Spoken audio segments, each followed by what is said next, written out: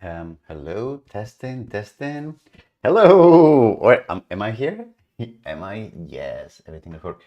I am finally using the Stream Deck to control all of this. Can you see how dusty it is actually of how much? Oh, you can actually see the dust. Yeah, of how much I have not used it. My friend Nono would be terrified, horrified to hear all of this. Anyway, what oh yeah. Okay, oh yeah, yeah, of course. Hello. Welcome everyone. My name is Jose Luis. For those of you who may be new to the channel, this is Parametric Camp. We do computational design live streams. We go online live from Boston, Massachusetts, and we do live coding, we record tutorials, we hang out, we nerd out a lot, and then often we take those videos and we edit them and we post them as tutorials on the website. So welcome if it's your first time here. If you want to know more, we have social media. We're particularly active on Instagram. We haven't been very active on Instagram last year, actually. I need to get back on that. But we do have a Discord server that you can join, and we have offline conversations. People suggest topics. Sometimes people post questions. It's a great way to hang out with nerdy, like-minded people. And if you want to know when we go live, it's typically Friday mornings, East Coast US time. So about this time, every Friday, more or less, not every Friday lately. But if you really want to know exactly when we go live, there is a link on the description of this video to a Google Calendar that you can subscribe, and then you will get a pop-up or like a tiny blog saying, hey, we're going live when, and it will be also offset to your time zone, wherever you are seeing this. Okay. Arastu, hello. Do I need to congratulate you? Has it already happened? Uh, I think so. Congratulations. Very happy for you. Oh, Gustavo Avellaneda Malagón. Again, majestic name. Hola, Gustavo. How are you doing? Oliver, any good suggestions for Grasshopper repos for me to learn from reading through many examples? Ooh, that's a good one. I mean, we have a few examples here on the channel. If you go to the playlist Introduction to Parametric Modeling, the videos that start with an E for exercise, all the videos have a number and they are sequential. So if you look at the ones that start with an E, E1, E3, E7, those are practical hands-on exercises. And in the Intro to Parametric Modeling, they are pure vanilla Grasshopper. So that could be a repo for you, but I don't know of a formal repository with a bunch of examples, really. So you may want to, I don't know, if you actually find them, Oliver 190519. I hope that's not your birthday, because then you're, oh no, because then you will be 5 years old. Anyway, I hope that's not your birthday, because then you're going to be very easy to hack. But yes, if you find such repository, I would be really happy to hear it and maybe share with the community. So feel free to DM me somewhere or post on Discord, whatever that looks like for you. Lernick, welcome. Very good to see you. What time is it over there? It's like, where are you? Like 8 hours ahead at least, right? Very good to see you. Wujek, it's been a while. How are you doing? I haven't seen you in literally years. What you been up to? Where you been hiding? And Lara, very good to see you as well. Corte Vuojes, I don't know that we have met. It's a pleasure. Mustafa, very good to see you. CM Adita, I don't know that we have met. I haven't seen you around. You make more tutorials using Python in Grasshopper. Oh, folks, what do we think about Python in Grasshopper? If someone is bringing up the P word in this channel. Yeah, what do we? I don't know. So, Adita, there is the running joke slash urban legend out there that I'm not a big Python fan. That may or may not have some truth in it. But it is true that we have not done a lot of Python work in this channel. We do have some Python videos though, not many, but we do have some. But you're right, I don't think I've done Python in Grasshopper ever in the channel. I actually don't know if I've ever done it in my professional career life, whatever. I know exactly, Lara. You see, Lara has been around for a while. Not the right channel for the snake. uh, hey, Colin. I don't know if we've met before, but good to see you. And Shri Bhushanapriya. Aithal.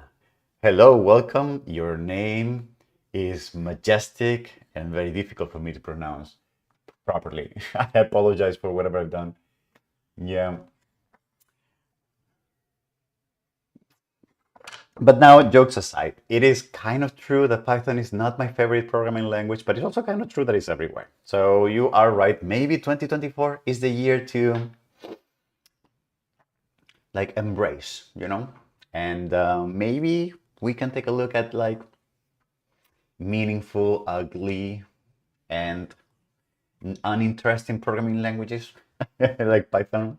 But it is true that it's very useful. Now, here's my point though. With Rhino 8, the script editor has seen a complete overhaul, and it's actually much better now when it comes to C sharp in particular. So I wonder, why do you even need to write Python code? I mean, there's nothing really. You're both accessing, with both, you're accessing the Rhino common. But with C Sharp, you're accessing Rhino common in a more pure, direct way. With Python, you're accessing it through bindings, basically. And what that means is that you still have more layers to translate. It makes it less performative. I guess the only advantage of doing that would be that you have access to Python libraries. I think that you can load Python libraries while scripting. I don't know entirely. But with C Sharp development, if you get used to that in scripting, then it's very easy to translate that to native plugin development with C Sharp. It's like almost immediate. Whereas I don't think you can do that with Python. You can't create plugins in Grasshopper with Python. So Adita, my advice to you right now, until I get my bindings together and I record some Python tutorials, maybe you want to give it a try to C Sharp. We have a playlist in this channel called Advanced Development in Grasshopper. It's all about C Sharp in Grasshopper, and it walks you all the way from the script editor to developing your own plugins. So you may want to give that a try. You can compile Python to DLL, but you have to do it through IronPython. So it's already you have to already go through hoops and translations. And I'm not even sure that. By the way, hi Victor, I hadn't seen you. By the way, I still don't, and I don't know that you. If the point of using Python is using Python libraries like NumPy or whatever, I don't know that you can compile the libraries. But I honestly, I really don't know. Honestly, there might be a way to do that. It just feels forceful in a way, But anyway. Jarudi, hello, hey, how you doing? Jai, how you doing, sir? I know, archetype. IronPython also breaks my heart. It makes me cry. And it's like so not elegant. It's like, it's not classy. And we are classy in this channel. We like classy, nice, elegant stuff, And IronPython is not. Anyway, I hope all of you are enjoying your day. It's very sad, very rainy, very dark here in Boston today. We're having one of those, what is it called? One of those really, really moody winter days here. It's not snowing. Actually, it would have been nicer if it was snowing at this point. Anyway, so what are we doing today? Again, for those of you who might be new to the channel, we typically just record tutorials here live and then we edit them and we post them as videos. So last time we streamed, like 2 weeks ago, we were basically planning the semester or the year, and I hinted at a bunch of things that could be interesting to do. And one of the things that I said I needed to do is that here button. My Stream Deck works. I need to move my Stream Deck right here. I have it on the side. It's kind of inconvenient. But one of the things that I was saying is that this semester, I am teaching this class at the university called Procedural Fields, Functional Design of Discrete Hyperdimensional Spaces. It's kind of a mouthful. I've been told that my class titles are really large and complicated. I take the feedback. I hear you. We just nickname it procedural fields, but it's all about algorithms for procedural generation of 2D and 3D form with a particular emphasis on discrete spaces. So instead of working with nerves and meshes, we work a lot with pixels, voxels, and understanding what are the techniques that we can borrow from the field of computer graphics and use them for modeling in general. It's a very interesting, if I may say, it's my class, of course. It's a very interesting class. It's kind of experimental, like we're trying new things all the time. And one of the things that I need to do, at least in the next couple of weeks, is I want to record a bunch of support videos for some of the things that I'm teaching in the class, and also a few other support videos for topics that I want my students to be aware of, but I don't want to cover explicitly, at least from a technical standpoint, in class. So because some of the things that we're going to be doing in class involve drawing on web apps, some of the things that I want to teach my students is this idea of how to create a basic web app where you have a canvas element, which is the HTML element that we typically use for 2D graphics and also for 3D graphics, actually.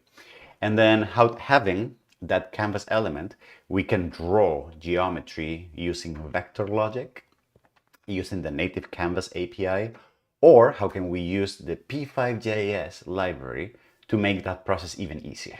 Okay, so what I would like to do is today, and if we don't finish today, then extending it to the next live stream. What I would like to do is I would like to record a small playlist that I want to call something like web drawing, or web apps for drawing, and I want to show the different techniques that we can use. So in that sense, I'm going to do what I promised I would not do, which is overlap with the work that Dan Schiffman does in the coding train, where he does a lot of web apps and P5JS, etc., etc. So I'm going to overlap a little bit of that with that, but I think, I mean, it's going to be my own take on it. It's going to cater perhaps more to the things that we do in this channel, more geometry oriented, etc. And I want to make it a bit more contained and more introductory. I'm not pronouncing that. Introductory. Yes, I want to make it a bit more introductory than some of the videos that he has in his channel. So a bit more focused. And I see some more people. Oh, no, many ML applications are written in Python. Yes, of course, if you're doing machine learning, then Python is definitely the way to go. No discussion there. Calling, I think the new script editor in Rhino 8 will be able to compile IronPython and Python 3 scripts in addition to Grasshopper. Okay, I don't know. It's on our list. We need to record a couple of videos on the new script editor in Rhino 8 because we have the entire playlist of advanced development in Grasshopper with the pre-Rhino 8 editor, and the changes are quite drastic, so I need to record the video and place it at the beginning of the playlist, like, hey, if you're watching this on the future, This playlist is kind of old, so just go back and these are the differences. Archilab, how you doing? Very good to see you. D-Back, it's been a while. Good to see you too. Feels like you would like assembly code. Whoa, you know that would be a really good topic, Victor? Web assembly. I would really want to get into that. I've never done it. Maybe we could experiment with that here in the channel at some point. Pallavi, yay to web app. It would be nice to know if we can link Rhino Grasshopper parameter. Wait. I have good news for you. Pallavi. So in very soon, in 2 weeks or so, I need to figure that out. But there's this new project that just came out in a release version that is called bgraphy, which is basically an online. It's like Grasshopper, but online, purely online. So you have your node editor, etc., on a web app, and so it looks very cool. I want to see it and test it here live in the channel. And I also think that they have a way to create some kind of API where the file, the definition that you create is the backend for some other web app that you create. So then you can create a web app where you have a few sliders, you make some geometry and you 3D print it or something. I really want to try that out. And if we make that connection, that's going to be super. And so that will be literally linking a web app that you can offer your customers, for example, with some parametric modeling that is connected in the backend. That is, I think that's the future of parametric modeling, just because we've seen so much of doing Grasshopper, etc., that I think the new frontier is not doing more things with Grasshopper, but it's more about providing better access to parametric modeling. So I think that's going to be the way to go. Now, stay tuned because that's going to happen very soon, either next week or in 2 weeks. But we're going to take our first look at bgraphy. So, what are we going to do today then? We're going to do web app, and so web apps for drawing. I need a title, folks. The playlist is going to be, what is the playlist going to be? It's going to be several videos where we're going to look at different techniques and different frameworks, technical stacks for doing 2D graphics with a particular emphasis on drawing things on the screen. So what could be the title of this playlist? Can someone ChatGPT this out? Like, is it like intro to drawing, intro to web drawing, intro to drawing apps based on web, intro cloud-based computational design? Cloud-based feels like you're using Amazon Web Services, or like you're training models on. It's not cloud because we don't really need a backend server. It's all like just front-end drawing apps. Everything Web 2D. And what if we jump into Web 3D? Can we make it a bit more generic, like web-based drawing? Intro to web-based drawing? I don't like entirely, but I think it captures the spirit. Anyway, I'm gonna let you brainstorm this on the chat, please. I'm gonna get started because I have to go not very late today. So, what are we going to do? Bam! So, first of all, I have a brief, what do I do? So I wrote a few notes here. I want to do something like this. So the web app drawing playlist is going to be, the first is going to be an intro to what is going to be the stack that we're going to do. So HTML, CSS, JavaScript, and Canvas. And I want to talk about the Canvas API a little bit from a documentation standpoint. Then we're going to do a Hello Canvas. So that's going to be using the native Canvas API. We're going to draw something, and we're going to set up the project, and we're going to draw like a simple house or something like that. Computational design on the web. Okay. We might be getting there. But computational design is very general. This is specifically about drawing, I think. But I think we're getting somewhere. Hello P5.js. So it's going to be the same thing, but using P5 instead of the Canvas API. And I will explain what the Canvas API is. And then I want to do an example of like a vector drawing app, something that is a bit more complicated, like clicking and touching, etc., etc. Something that is pixel based. I want to say that pixel based. Um, More pixels, double for loops, pixels and bitmaps. Yes, so that's gonna be a bit more. Okay, so then the first thing that I would like to do, maybe should I record the intro video the last? We typically do that, right? Oh, and I forget, I haven't done this in so much. We typically build the example and then I record the intro at the very end, right? And then, yes, and then I have my notes here. Please record the introduction. Web graphics and geometry.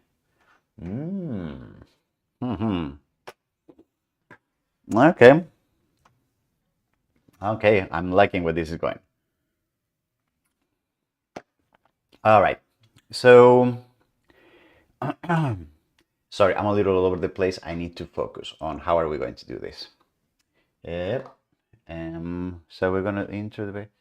So what could that look like? If I were doing that,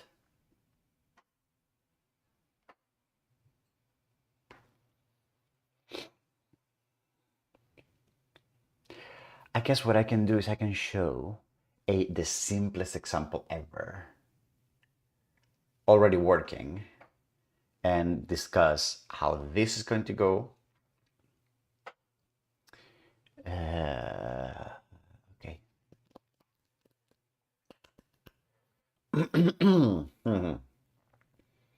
So maybe that's what we need to do. So what I'm going to do is I'm going to show an example of what we're going to be doing. Yeah, I'm going to show an example of a web app with a very simple, like something really, really simple, like a circle inside of a square with a background, and then explain, hey, hello, I just made a web app where I drew a circle inside of a background, and I'm going to be using HTML, CSS, JavaScript, and the Canvas API. So this is what the playlist is going to be about, and I'm going to show. Yeah, maybe no. And then if I were to show the different examples and the playlist, that video will be more catchy. You're right.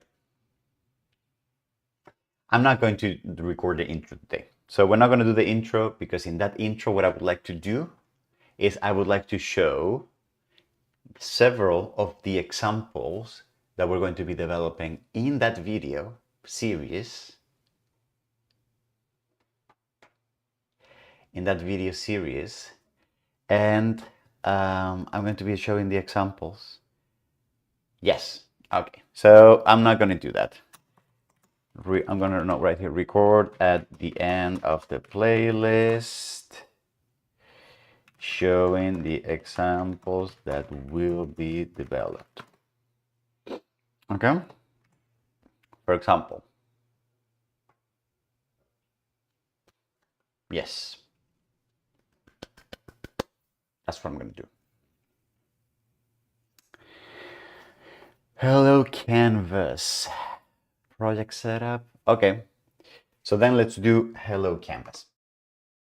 No, wrong button. Okay, so hello Canvas. So what we're going to do is I'm going to create a simple project here. And where am I going to do here? Okay. And I'm going to do this and okay. I am setting up the project here on the side so that I can take a look. And I guess I probably want to save this somewhere so that you folks can access it, right? Okay, so then let me start a folder here, and we're going to call it Hello Canvas Start. Okay, so in this, I'm going to create an index.html file, and then I'm going to create a JavaScript folder. I'm going to create a CSS folder in CSS, and I'm just going to drop this in here. Yep, and Hello Canvas Start index, and then here I'm going to create a new file which is going to be script.js, and then here I'm going to create a new file that is going to be styles.css. Okay, and then here I'm going to just write doc type HTML. Oh no, this is the sorry, this is the styles. I don't want this in styles. I want this here. I want to close the HTML tag. Open the HTML tag, close it. Then I'm going to have the head. I'm going to have the title, for example, Hello Canvas. And then I'm going to have the body, and the body I'm going to have what? I'm going to have and then I'm going to open Chrome here. And where's Chrome? I'm going to open Chrome here, and then I'm going to open blank index, yes. And then I am going to here, I'm going to have a script tag that is going to be of the type text JavaScript, and then I'm going to, the source is going to be here in going to be js.script.js, and I'm going to close that. Here I'm going to have a canvas element, and then the canvas element is going to be id equals to the canvas, and then for example the width is going to be what, 600, and then the height is going to be, for example, I don't know, 300, something like that. Okay, and so that's going to be the basic stuff. I'm going to reload this. Oh, actually, wait, I'm going to dock this under here.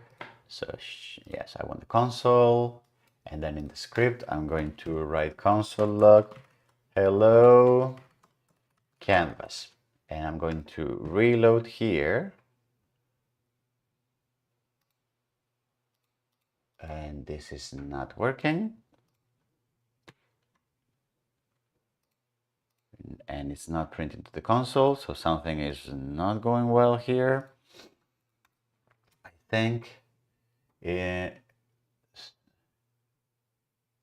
Yes, you are right, Lernick. Thank you. That was a very type, exactly. You got a typo there. And then in styles, I'm going to copy from a file that I have right here. I'm going to center the canvas on the screen, which is you do by doing, I don't want any padding, I don't want the margin. It's going to be automatic. And then the display is going to be block, and then the position is going to be absolute. I'm going to say that the top is 0, the bottom is 0, left is 0, and right is 0. Okay, and is that true? So if I now inspect the elements, do I have the canvas element on the position? I do not. Well, is this true? Well, okay, the canvas element, but it's not really taking. The styles. Oh, because I'm not loading the styles. Right? Duh. I'm not loading the styles on the file. So yes, so style. So I'm gonna link the style file, which is going to be the style sheet. And then it's going to be of the type text, damn it, text CSS, and oh my God, I'm really sloppy this morning. And then source is going to be from the folder CSS styles.css. All right. And now if I do that, then if I reload this, it's not properly reloading. So I wonder if I need to do that. No, it's not, because it's not source, it's href. Why is HTML so weird sometimes? And I don't think this is still reloading. Nope.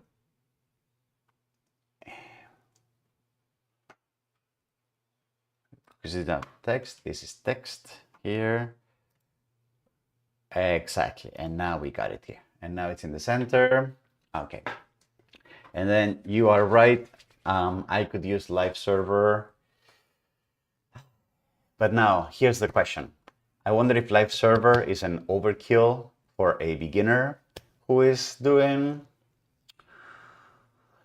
development here, or I wonder if it's a good thing because it really speeds things up.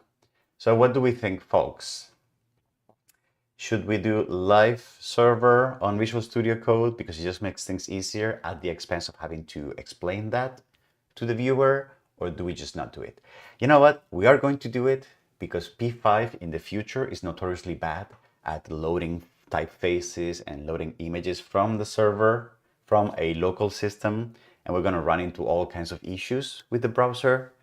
So we are going to have to do it, yes, live server. Okay, so fine. Okay, so where is open with live server? Okay, and the live server is opening in the wrong place here. Open with live server. And my canvas is centered. Well, that's a really large canvas. Is it? Is it not? Okay. Okay. Is this 600 by 300? Is that true? It is not. It's 900 by something something. Do I have? Oh, yes. Okay. There you go. And now much better. Okay. So now we have the scaffolding project.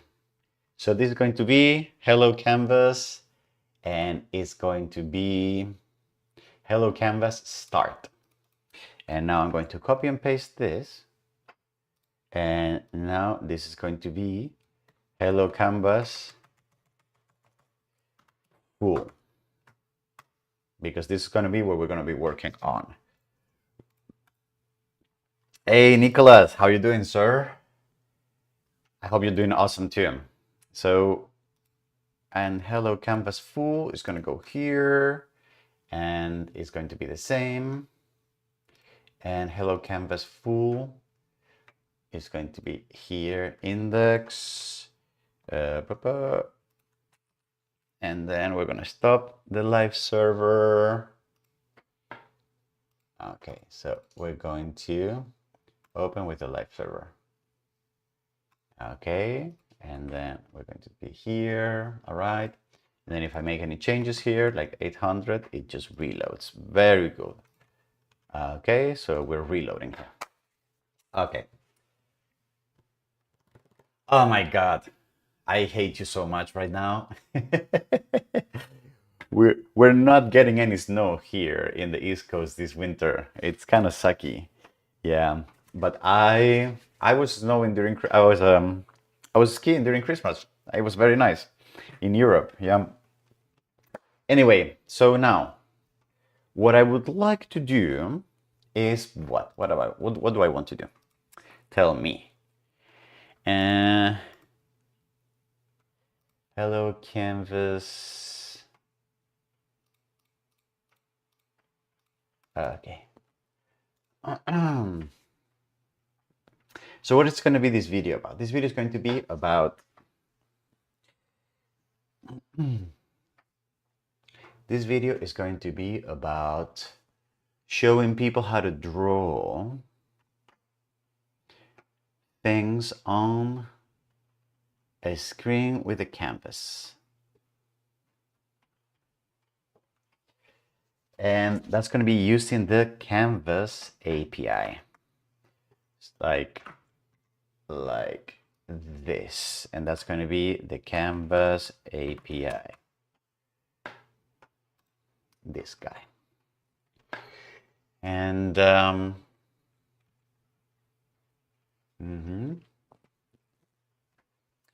Canvas API, Canvas gradients.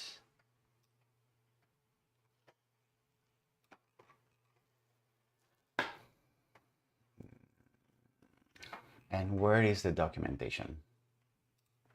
Canvas, the HTML object, the WebGL API.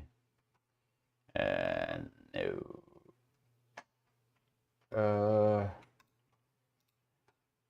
JavaScript, no. So where is the Canvas rendering context?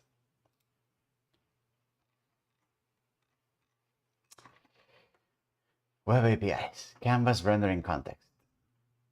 Yeah, this is the one. Yeah, restore rectangle. Yep. Rectangle, fill, color. Yeah, so this is the one. Rendering context 2D. Okay. So that's there.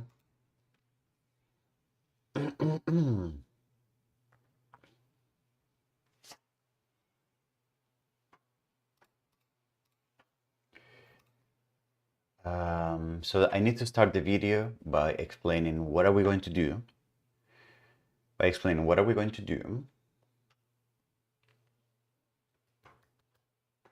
I need to explain. This video, I want to show you the basics of drawing 2D using in a web app, okay? I want to then say that we're going to be using the Canvas API. I'm going to go into the link and show, I'm going to go into the link and show what the Canvas API is about and show really, really small examples. Then the next thing I will do is I'm going to explain the setup, and I'm going to explain we're going to have two projects, Hello Canvas Start, which is a simple web app with a canvas element that is centered on the screen. And then the full version, which is the one that I'm going to be developing on the video. Then I want to show how this works in Chrome. So maybe for that, I want to not have Chrome open. And then I will have, yeah, and I have these two on the screen, exactly. And then once I have that, I can explain that I have these two projects here, and then I'm going to do live server. And then when I open the live server, I'm going to also open the console so that I can see things on the console. So that's going to be the project setup. And then once I have the project setup, then I will just go to here and then I'll start punching code. Okay. That's pretty much how we're going to organize this video. Is that what we're doing? I think that's how we're going to make this, how we're going to record this video, yes. Ooh, look who's here, Madeline. I haven't seen you in a while. Good to see you. How's life? Back in the sunny south, huh? Very good to see you.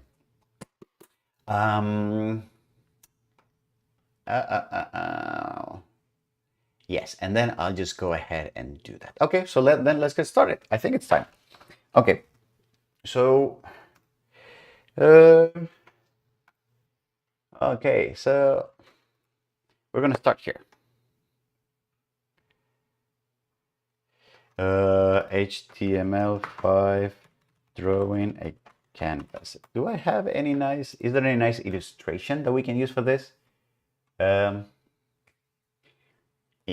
This is all a little meh. What is this, rough.js? What? Rough.js? I have never seen this. Yeah, I know. I wish I was in Miami too. Instead, say rough.js is a sketchy hand-drawn like things. Oh, I think we may need to try this out. It looks pretty cool. Okay, can we put it on the list? Try rough.js. Okay. I'm actually going to put it on the list, add it to the list, because it looks really cool. Try rough.js. We may just add it. We may just use it on the playlist. Okay. Okay, so let's start here then. Or HTML canvas.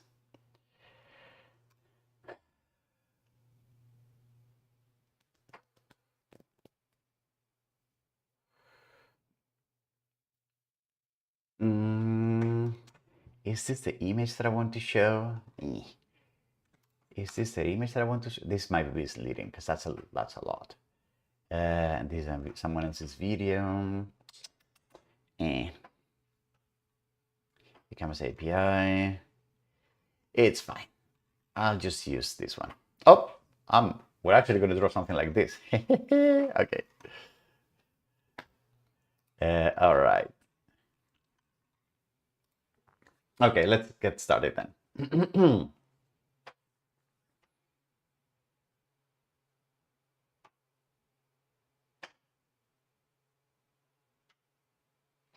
Fantastic. Let's get started. So before we go into any coding, of course, what I would like to do is I would like to explain that the first steps that we're going to take into learning how to create drawing apps with web-based technologies is to understand what the basic technologies are that we have available for us.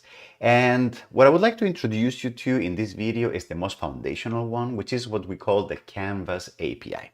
The Canvas API is basically an invention or an application programming interface that was developed when the HTML specification reached version 5. What that means is that when the internet was developing and when HTML, which is one of the main pillars of web-based development, was developed, there was the need, sometime during the process, to create some kind of graphic element that we could insert in web pages and that we could use to draw 2D or 3D graphics.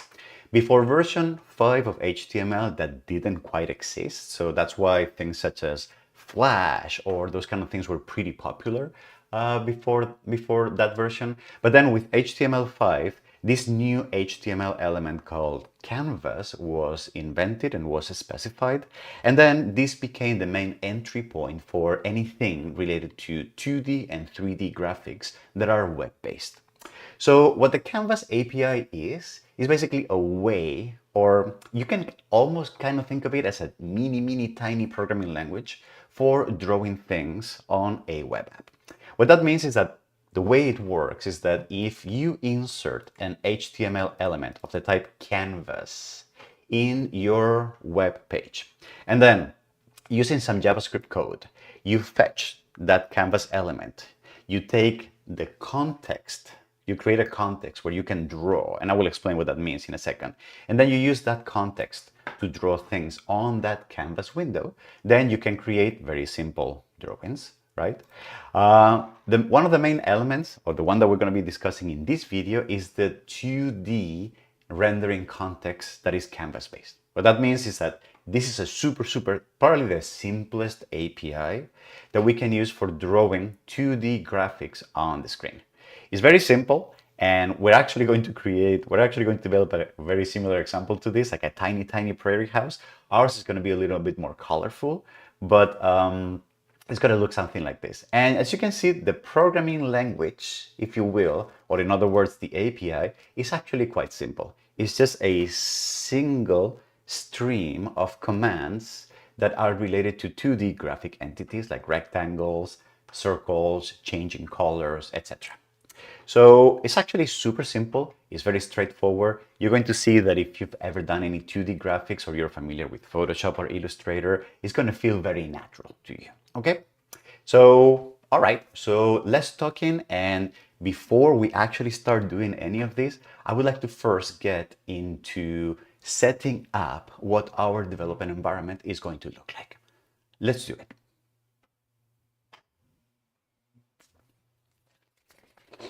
All right. So now,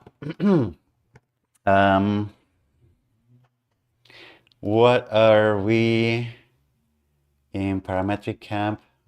Should I just push to the GitHub repo?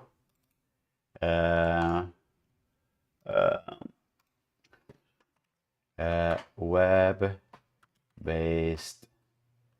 drawing. And that's going to be the playlist. And then here we're going to copy hello canvas start. And then what I'm going to do is I'm going to push that to the server. So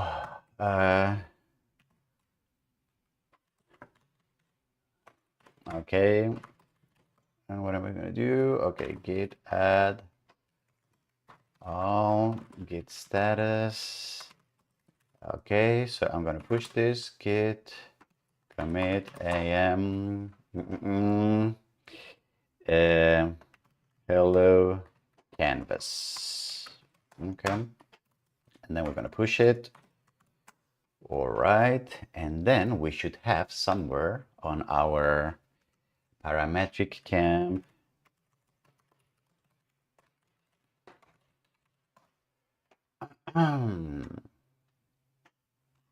tutorial files here.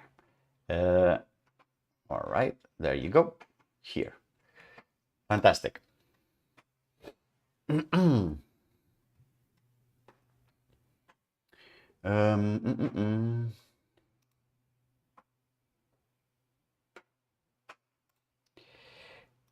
Okay. And then how am I going to explain this?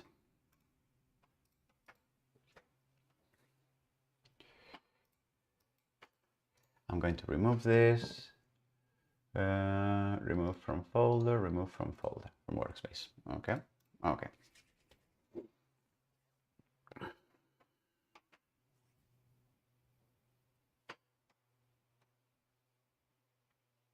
And I need to say that I'm going to assume that you know a little bit of HTML, a little bit of CSS, and a little bit of JavaScript, which is kind of an assumption, but okay. Okay. Or maybe I want to say that in the original video, in the intro video, say that I assume really basic HTML plus CSS plus JavaScript. Okay. All right.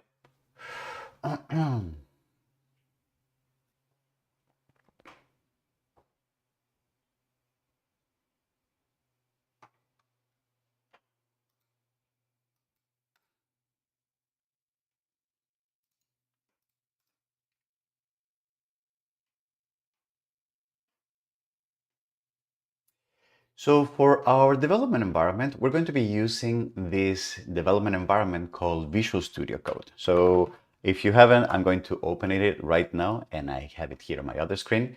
If you have never used it, Visual Studio Code is a very simple text editor that also has code compilation and code checks capabilities. It's actually really good for cross-platform and cross-language development, and it's particularly good for JavaScript because among other things, it's actually built itself using JavaScript. So not to be confused with Visual Studio, which is a different development environment, the one that we use mostly for C# development. Okay, so what I've done for these videos is And what I'm going to be doing throughout this playlist is that I have created a starter project. A starter project is basically a folder where if I open it, you can see that I have an index.html, a script file, and a CSS file. So I'm going to drop that into Visual Studio. And you can see that I have my main entry point and index file. I'm going to make this a little bigger. And then I have here a script file with this very simple console dump and my styles.css. All right. And this is if you don't know what I'm doing here, I just don't want to waste a lot of time typing this. You can find this starter project in our parametric tutorial files. There is a folder here called web-based drawing where I'm going to be uploading and there's a folder called Hello Canvas Start. So I'm going to be uploading all the starter projects to this repository. So you're going to find a link to this repo on the description of this video. So feel free to go there right now, pause this video, download the starter project, and then resume this video as we go, okay? And then the next thing that I'm going to do is I'm going to run this project, this base project on my browser. There are two ways of doing that. So I could just open Chrome, which opens on my other screen. I could just open Chrome and then take the index file and drop it on Chrome. That is a perfectly good way of opening a static HTML project, right? And if I actually inspect you can see that I have my canvas element, my JavaScript element. If I go to the console, you can see that the console did dump a message called Hello Canvas, which is coming from the script file that I have attached to my project. All right, so which I'm loading right here, and I have a simple message, right, to just make sure that things are working, right? However, the problem with this idea, the problem of dropping a static HTML page on Chrome and then using that as a way to develop a website is that it's a little cumbersome, because the problem is that if I now change any part of the code, so this is a change and I save the file, the website does not automatically update. You can see that there is no new dump here. That is because browsers load a web page once and then they're done with that. They're not constantly looking for changes on the server or any of those things. So what I will need to do is I will need to go here and reload my page to see the changes take effect. And because I'm going to be doing so many changes, it's going to be kind of cumbersome. So for that reason, I'm going to use a technique that a lot of people use when developing with Visual Studio Code, which is starting a virtual server that is going to be running on the background on my machine, that is going to be listening to changes in the code. And whenever there are such changes in the code, it's going to force the browser to reload itself. Okay? How do I do that? I do that by going to the Extensions tab on Visual Studio Code. And then here I'm going to type live server. Okay? And then you're going to search for this project that a lot of people are using. I already have it installed, but you basically click here, you click install, etc., etc. You can see that it has 44 million downloads and very good ratings, right? And then what that does, once you turn it on, is that you will get here, I don't know if you can see, there is a tiny tab called Go Live that is right now hidden by my chair. But yes, I don't know if you can read there, click to run live server, all right? So when you click there, you can create a server and it will run. I actually like doing it a different way because sometimes I have many projects going on here. So what I like is to click on the file that I actually want to be the base of the server, right click here and say open with live server, all right? If I do that, if I open with live server, you can see that my system triggers Firefox, which is my default browser, but I don't like Firefox for development. I like Chrome much better. So what I'm going to do is I'm going to copy and paste the address of this live server, which is 127.0.0.1 blah, blah, blah, index.html. I'm going to inspect the files. You can see that in the console, hello canvas, this is a change, and live reload is enabled. And now if I make any change, so this is another change, right? And if I save the file, like Control S, you can see that this just updated. And now I can just do another, for example, hello P campers. All right. And then I save that and then I get another console tab. Okay. So now I have an integrated development environment where I can change things on my project here on the right screen in Visual Studio Code. And any changes that I do as I save the files, they get updated on my browser, which is what I'm going to use to see those changes. Okay, so things are now tight. I have a very fluid development environment. I think we are ready to start actually drawing things on the screen with the Canvas API. Let's take a look at how to do that.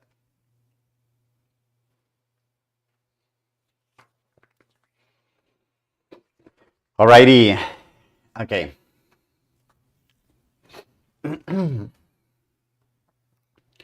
So I'm going to delete all of this. I'm going to delete all of this. I'm going to leave this as it is. And then I'm going to close all of this. I'm going to now drop my Hello Canvas full project. Yep. And I'm going to open with the live server. Yes, I know. So here, and can I see the canvas? Yes. Is the canvas still there? Yes. All right. Okay, great. And then I have this, and blah, blah, blah. It gets updated. So yeah, I have the right project linked. Okay, fantastic. Okay, we're ready to go. It only took us an hour to get set up. This is gonna be fast. Okay, I want to go and get some water. Can you folks allow me a 1 minute break or 2 minute break? I will be right back. Stay there, don't go anywhere. We're gonna start the good stuff now. See you in a bit.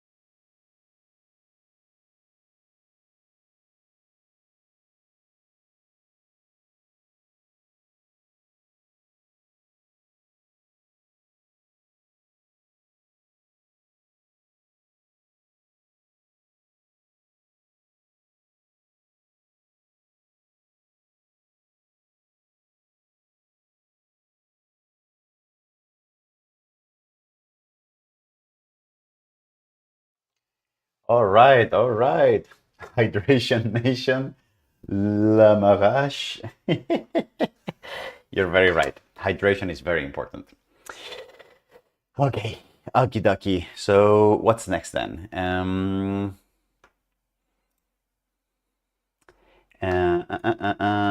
Okay. So yes. So how are you? How is the code looking? Is this big enough? I guess it is big enough.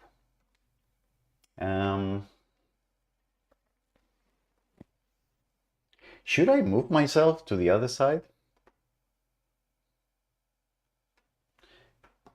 Should I move myself to? Do I have a version of me on the other side? I don't know. Okay, I really need to pump up this. I really need to pump up Yeah, but the thing is, like, I'm right on top of all these things that could be interesting. The side covers the console, but I'm not going to be using the console that much on this video, actually. But yes, okay, let's keep it. Let's keep it as it is. It's fine. Okay, so then what is next then? The next thing we're going to do is we're going to draw with the canvas. Okay. And so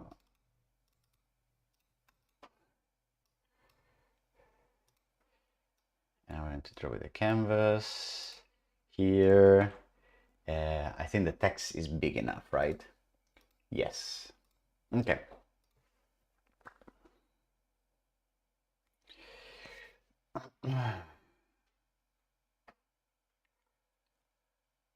Okay.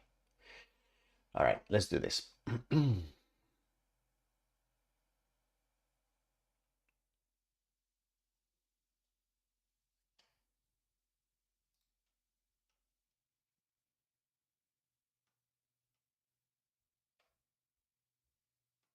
All right, before we start, let's take a look at the structure of the project that we're working with. As I said before, you have on the GitHub repository the starter version of the project. I'm going to be working on the full version so that you can also download the finished thing if you're watching this video in the future. And the full version is going to have these three parts. It's going to have the main index file, the one that we're loading, and the one that we could upload to our website online. It's going to have, this is linking to a CSS file with a bunch of styles. These styles, the only thing that they're basically doing is they are making the canvas, which we can see here, they're making the canvas stay centered vertically and horizontally on the screen. If you don't do this, it would be just on the top left corner. It's not a big issue. I just like it centered when I'm working on like this single page web drawing applications. And then the index file is also linking to the main script file, which we have here under JS script, which is where we're going to be writing all of our code, right? So this is the main place where we're going to be working with. And what I would like to do is I would like to teach you now how to use the Canvas API to draw 2D graphics on this canvas element that we have created as an HTML element. All right. So what is that going to look like? Well, the first thing that I'm going to do is I'm going to create a very simple, I'm going to turn off Google Copilot because otherwise it's going to be a little annoying. So the first thing that I would like to do is I'm going to write a very simple scaffolding, which is going to be, I'm going to create a function that I'm going to say draw house, for example, and I'm going to open and close parentheses. And then whenever this function is called, this function is going to write or execute whatever code is required to draw this house on the screen. For right now, we're just going to write a placeholder. So for example, I am about to start drawing a little house. All right. And I'm going to wrap my line so that we can all see everything. All right. And I'm also going to just close this to make a little bit more room. Okay. So beautiful. I'm going to save this. It just restarted, but the console did not dump this this message. This is because right now I am loading this script. The script is loading this function that has the capacity to dump things on the screen, on the console, but no part of my script or my code or my HTML is running that function. So I need to execute that function. One trick to do this, one way to do this is to execute the function whenever the entire window or the entire web app has finished loading.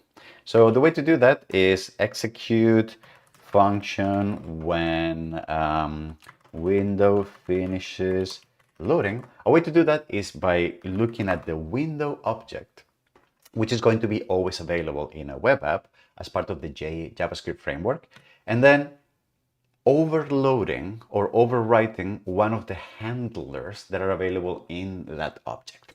So for example, the window object has a property called onload, which we can override and we can replace with whichever function we want so that whenever the window loads, that function will be executed. So what I'm going to do here is I'm going to say, I want whenever you finish loading the window, I want the function that you execute when you have loaded it, I want it to be the one that I just defined, draw house.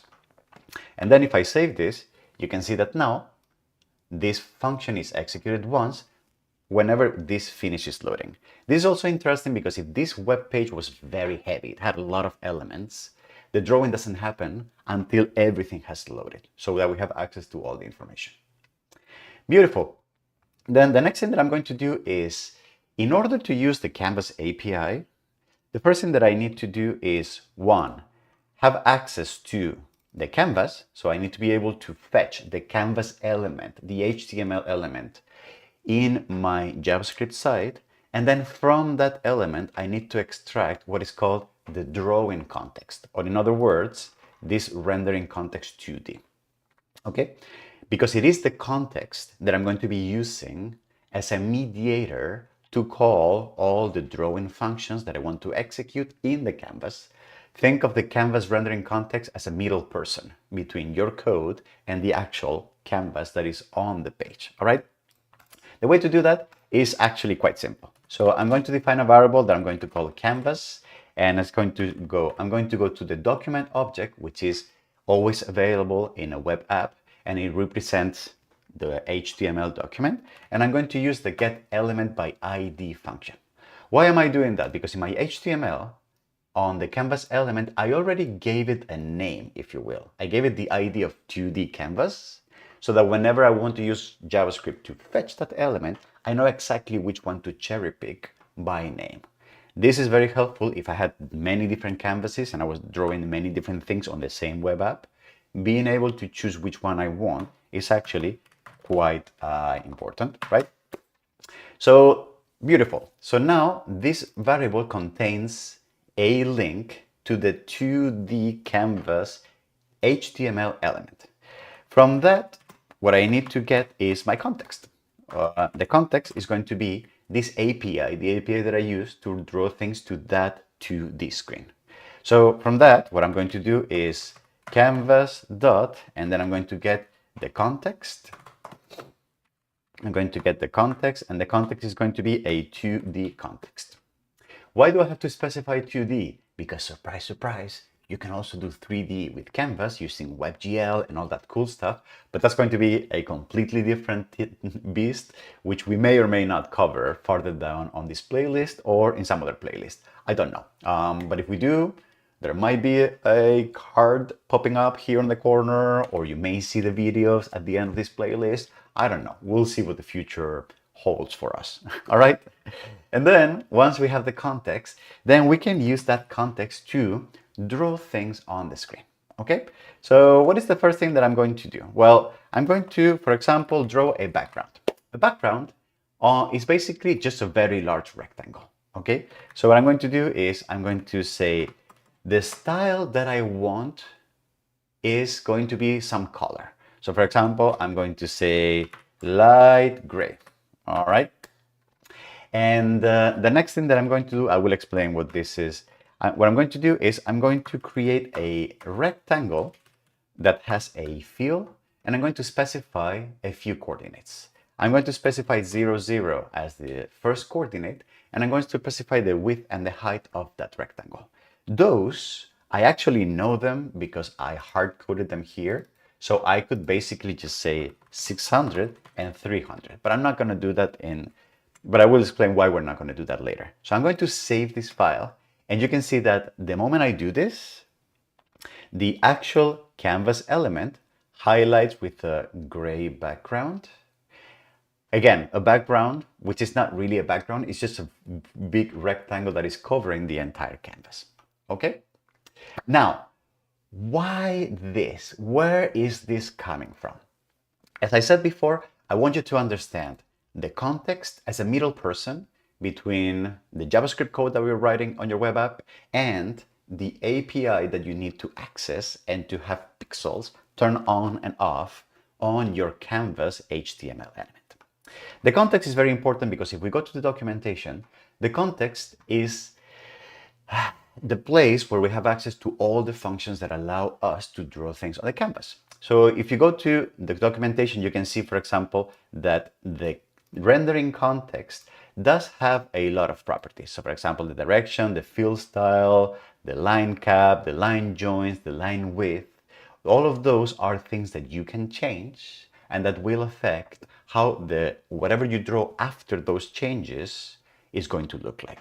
And then it has methods, which are basically the functions that you can call to have pixels turn on and off on the canvas based on some kind of geometrical logic. So for example, you can draw arcs, you can draw paths, you can set the fill color, you can draw a rectangle with a fill color, you can draw a rectangle with no fills, you can probably do a circle. Is there a circle? There might be an ellipse. Where is the ellipse? Yeah, there is an ellipse here. There is like, you can rotate stuff, you can scale stuff, you can transform, you can do many, many different things. So for example, as I said before, this will be a super simple example to draw a prairie house.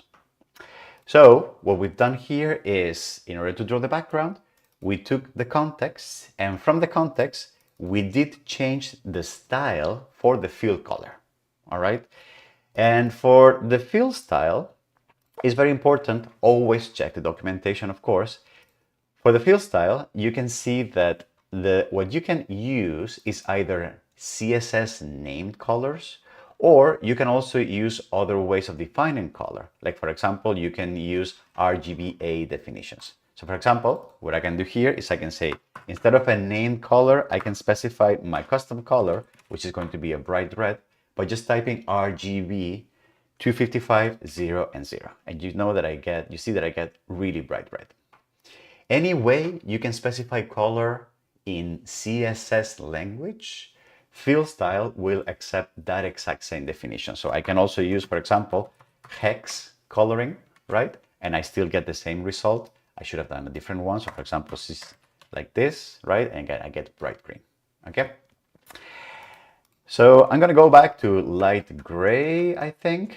And then now, for fill rectangle, you can see that this is an instance method, right?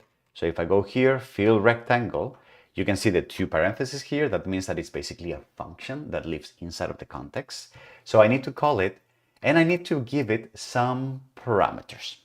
So if I go to the documentation, this is something that you should always do.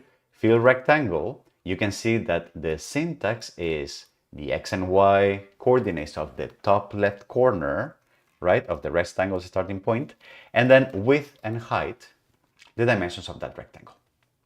Now, you know that I like to be as parametric, as procedural as possible. This is hard-coded size. So if someone were to now make the canvas a little bigger, right, you can see that now the canvas, we have this chunk over here that didn't get color because the width on the HTML element and the width on the code are not properly linked together.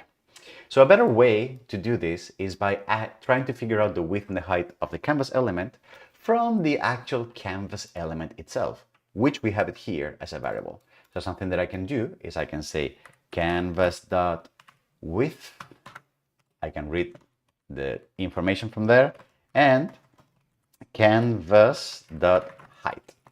All right, and if I save that, you can see that now it updates properly. And if I were to change the size of the screen, everything will also update properly.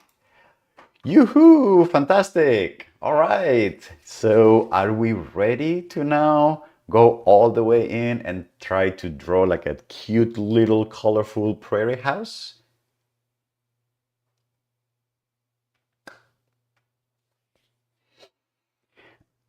Okay, I think we're going to do it. How are we doing over there? Any questions, comments? Are you bored already? Canvas is not very exciting. All right, not very exciting. Okay, so what are we gonna do now? I think I'm just going to I'm just going to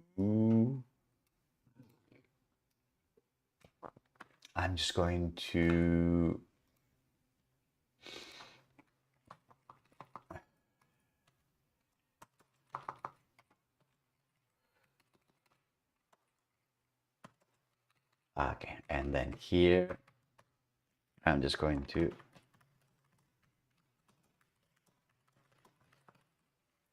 Okay, so then I'm just gonna start punching code here. So what are we gonna do? We're gonna do the background, we're gonna do a ground as a rectangle, a tree, a house, a door.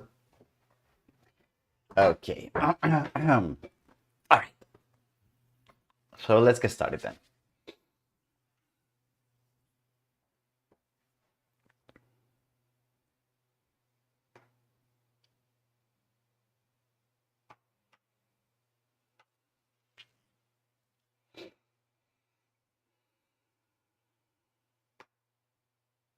So let's plan what we're going to do. I think the drawing is going to look something like a blue sky with some green ground, and then a house with like a red, with some red roof, and like a tiny tree here, maybe like a sun or a bird. I don't know what that looks like. But let's start with the background. So the background is going to be some kind of blue. So I already have like here, like some numbers and some values that have worked for me before. So I'm going to be doing a light bluish, all right, for the background.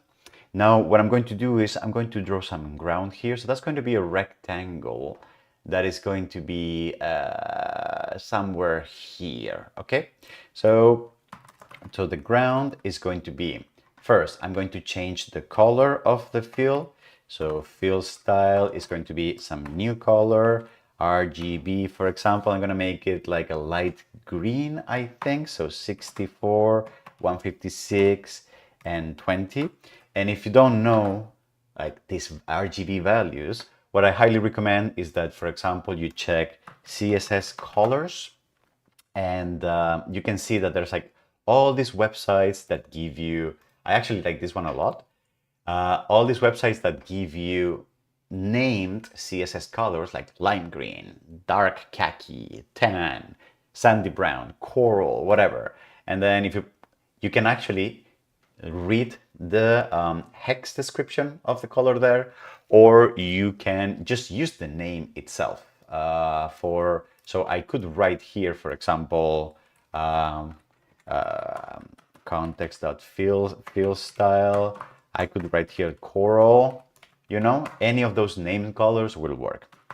And then context dot fill rectangle, and I'm going to use the coordinates are going to be, remember, in canvas, oh, I didn't explain this. In canvas coordinates, the 0, 0 is right here on the top left corner. The positive x direction is this one, and the positive y direction is this one, which can be a little weird if you're coming from 3D modeling environments where the origin of coordinates is typically here. Here is on the top left, positive x is this way and positive y is this way. So the coordinates are going to be, x is going to be 0, y is going to be somewhere here. So for example, let's do 200. And then the width of the rectangle is going to be the width of the canvas, so the entire screen. And then the height is going to be, I guess we could do canvas height minus 200, right? Which is this distance that we had here. So that would be what, 100 right now? So let me save this, and you can see that I get this coral rectangle here. Of course, I don't want it to be coral. I'm going to do green. So I'm going to have this like darker green over here. All right, beautiful. I'm going to now draw a tree, okay? So for the tree, I'm actually going to draw it as a stick, as a line like this. The problem is that the canvas, the context, doesn't really have a line function. It has this thing called line to, which relies on this idea that you're already somewhere and that you want to go to somewhere, okay? This is because some of the logic of the canvas context API is coming from SVG drawing, which did have a very particular way of drawing paths. So the way that works is that when you want to draw line work, The way you have to do that is by creating a generic path and then basically specifying all the vertices of where you want to go. And that also includes simple lines. So for example, the way that works is, let me say that the line width is going to be, for example, 10 units. And let me specify that the stroke, the color, stroke style is going to be, for example, black. We will find a color later, all right? And then what I do now is that in order to draw any linear element, the way to do that is by starting a path. So I'm going to say to the API, I want to begin drawing a path, all right? At this point, the API picks up all the style changes we've done. And then what we do is we basically imagine that we have this cursor or this location that we're going to be changing around in the canvas. So the first thing that we do is we're going to move this virtual cursor somewhere on the screen. And this move motion does not really draw anything. It just places the cursor somewhere in this imaginary virtual screen that we have. So for example, I'm going to move it to coordinates somewhere over here and over here. So 475 and 230, something along those lines, right? So right now our cursor is somewhere here, if you can imagine. And then what we do now is once we have it somewhere, then we use the line 2 to specify a second set of coordinates. And that is where we're going to move next. Our cursor will be placed in that position, but it will draw a line between those 2 points. So 475, so it's going to be a vertical line, and 145 so that it goes a bit vertical like this, okay? And if I save this, you can see that nothing happens, because on top of that, something that I need to do is, in order to actually have those lines drawing, I need to specify that I want, for my path, I want all the parts that had lines to be stroked. So I'm going to save this, and you can see that now the line shows up, and I have this very thick 10 pixel wide line from the move point to the line 2 point, okay?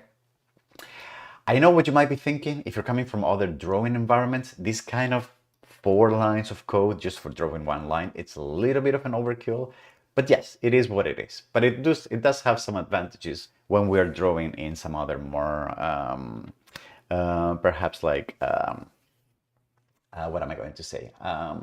In other, some other more complicated paths, if you will.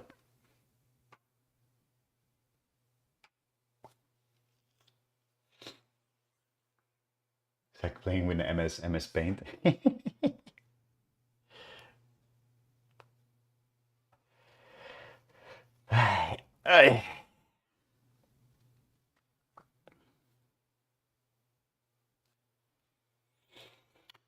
Where is the ellipse API?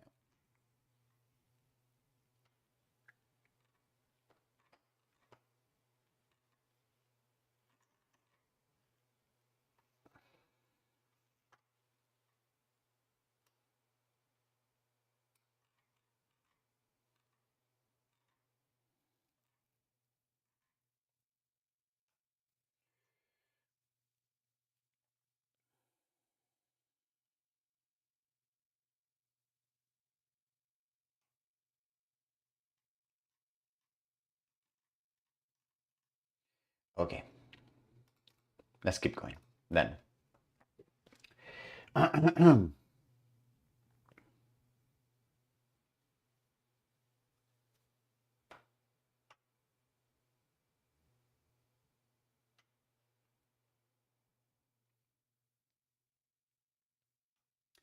Now let's continue the tree. What I would like to do now is draw some kind of circle on top of the tree that feels like the leaves of that tree.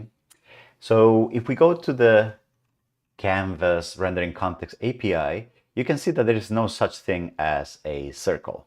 We have the ellipse method, but the ellipse method is for ellipses that have 2 different radii, right? And so what I'm going to use instead is I'm going to use the arc function. If you think of it, a circle is basically an arc that is gone a full 360, right? So what we can do here is, in order to specify a circle from a center, we can specify from an arc the x and y, the center, constant radius, and then the start angle and the end angle are going to be 0 and 360, so that we have a full circle, right? Again, it's a little convoluted, but it is what it is. Like, if you think about it, arc is a more flexible and more generic way of drawing a circle, which is, in a way, a special case of the more general case, which is drawing arches, right? So what I'm going to do here is the tree. I'm going to set, for example, the fill style, and I'm also going to make this black for the moment. We're going to change colors in a second, all right? And I'm going to follow the exact same pattern. So I'm going to begin a path, all right? And then I'm going to draw an arc. And remember, arc, as I get here on the description, x and y is the center, the radius, whatever value, and then the start angle and the closing angle, the end angle. So the center is going to be whatever I ended drawing my line. So that's going to be that. And then the radius is going to be some random value. So for example, 38, whatever. And then the start angle is going to be 0 and the end angle is going to be 360. But remember that most graphical environments work with radians. So what you need to do is you need to do 360 in radians is 2 pi. So you have to do 2 times dot math pi, because the JavaScript API does not have tau, as I totally would wish, right? And then in order to actually, wait, so let's save this. You can see that we still don't get the circle drawn, because we do have to, as I said before, whenever we define paths, we will have to specify from what we have drawn, what do we want to draw as a stroke, or what do we want to draw as a fill geometry, right? So what does that look like? Context dot fill, right? And what that will do is that any geometry, any shape that you have drawn, that you have specified in the path before the fill, will be drawn, but instead of with a stroke, it will be drawn with just a solid fill color, right? So if I do that now, you can see that, boom, I get the circle right on top, okay? And of course, this is really, really ugly. So I'm going to specify a few colors from an example that I had before. So I'm going to specify some kind of like brownish color. Again, I could do that with CSS colors. I probably should do that with CSS colors. So that's why not? Dark golden rod. Dark golden rod. I don't know who decided CSS color names. Dark golden rod. And then for this, I'm going to specify some kind of very dark green. So I'm going to choose, for example, literally dark green here. Or even darker. Is there anything darker? Sea green. I'm going to specify sea green. I like that. Sea green. Up, and then there we go. Okay. Beautiful. All right. Fantastic. So with this, we have now the tree. So let's go for the house. I want to draw a house here with a triangular roof. So a house is going to be, basically the main body is going to be a white rectangle. So I'm going to say fill style is going to be white, and I could type white here. Or I'm going to be a little nerdy and I'm going to define white in hex, which is very easy. It's FFF, or so 3 Fs or 4 or 6 Fs, depending on, it doesn't really matter, right? So fill style is going to be that. And then I'm going to context.fill rectangle. I'm going to draw a rectangle from coordinates 280 and 190, and I'm going to make it like 20, no, I'm going to draw, sorry, so, and it's going to be a square, so 120 and 120. Oh, that's too low. I don't like that. So I'm going to move that a little to the left, so 230, and I'm going to bump it a little up, so 130 here. Yes, I like it better now, much better. So I'm going to draw a door. So it's going to be a small rectangle in front of the thing. So context dot fill style, and the color is going to be, what am I going to do for color? What color do we want the door to be? The door is going to be orange or Indian red. I like Indian red. So let me type here Indian red. Okay. Oops, sorry, Indian red. And then what else am I going to do?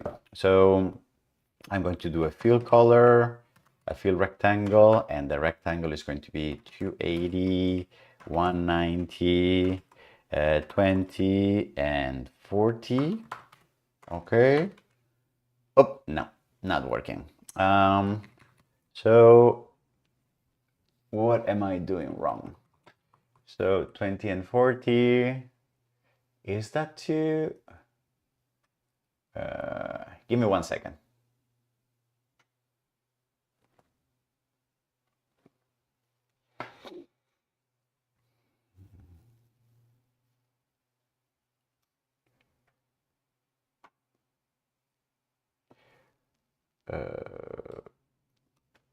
What's going on here?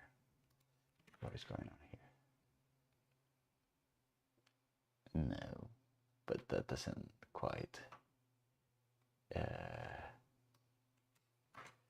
That doesn't quite.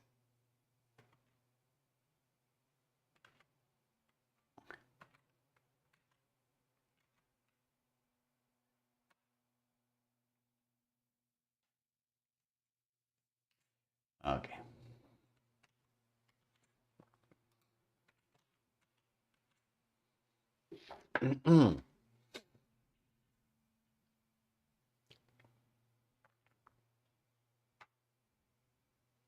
Yes, I think this is a little too high. So yes, I'm going to show. Yeah, exactly. All right. And now what I would like to do is I would like to draw like an outline, like the frame of the door, right? What I'm basically going to do is I'm going to draw a rectangle around the fill rectangle, but this one is going to be only a black line, okay? So context dot stroke style is going to be black, and black can be either black, or I can do the hex version of it, which is either 3 zeros or 6 zeros. That is also a way to define black. And then context dot, I'm going to say that the line width has to be 1. I'm actually going to cancel this for a second, and you're going to see why. And then context dot rectangle, I'm going to use a stroke rectangle, so rectangle with no fill color, and I'm going to use the same coordinates as this thing. So the exact same one. If I do that, you can see that I get this really, really thick line. Why is that? Because if you remember, at some point when I was drawing the tree, I set the line width of the context to 10 pixels. And remember that any changes that you do to styles, they broadcast and they stay permanent unless you change it otherwise. So if I now set this back to 1, from here on, any stroke that I draw is going to be only 1 pixel wide. Okay? Beautiful. What about the roof? What can we do here? Well, I'm going to say that the roof is going to be some kind of triangle here, and the roof is going to be, for example, fill style, and that's going to be what are we going to do for the roof? What about a sandy brown? I really like sandy brown. Okay, then what are we going to do? For the roof, because it's going to be a triangle, I'm basically going to have to define a path that contains the 3 vertices of this triangle, right?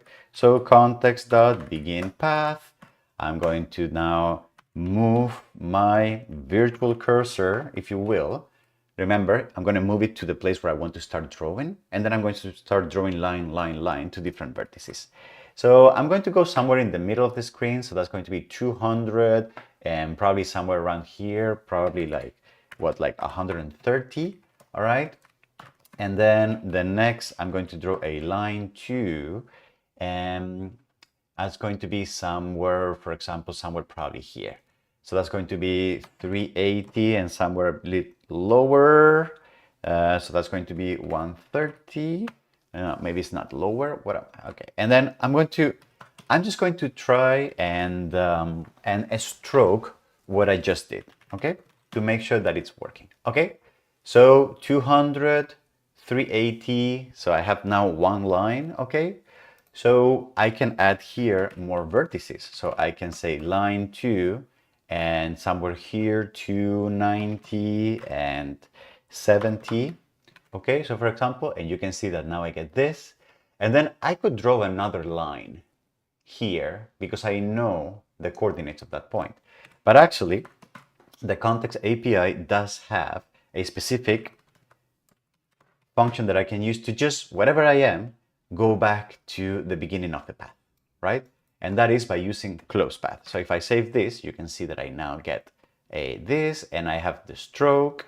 And what I want to do now probably is I want to fill this with the fill style color, right? So I'm going to save this. But you can see that the fill goes over the stroke. So if I change the order and I do the fill first and the stroke over it, then the fill color is not overlapping on top of the stroke. Okay? So beautiful. So that is about it. How did you like this, huh? All right. Wait, but should we try something else? Let me think about this.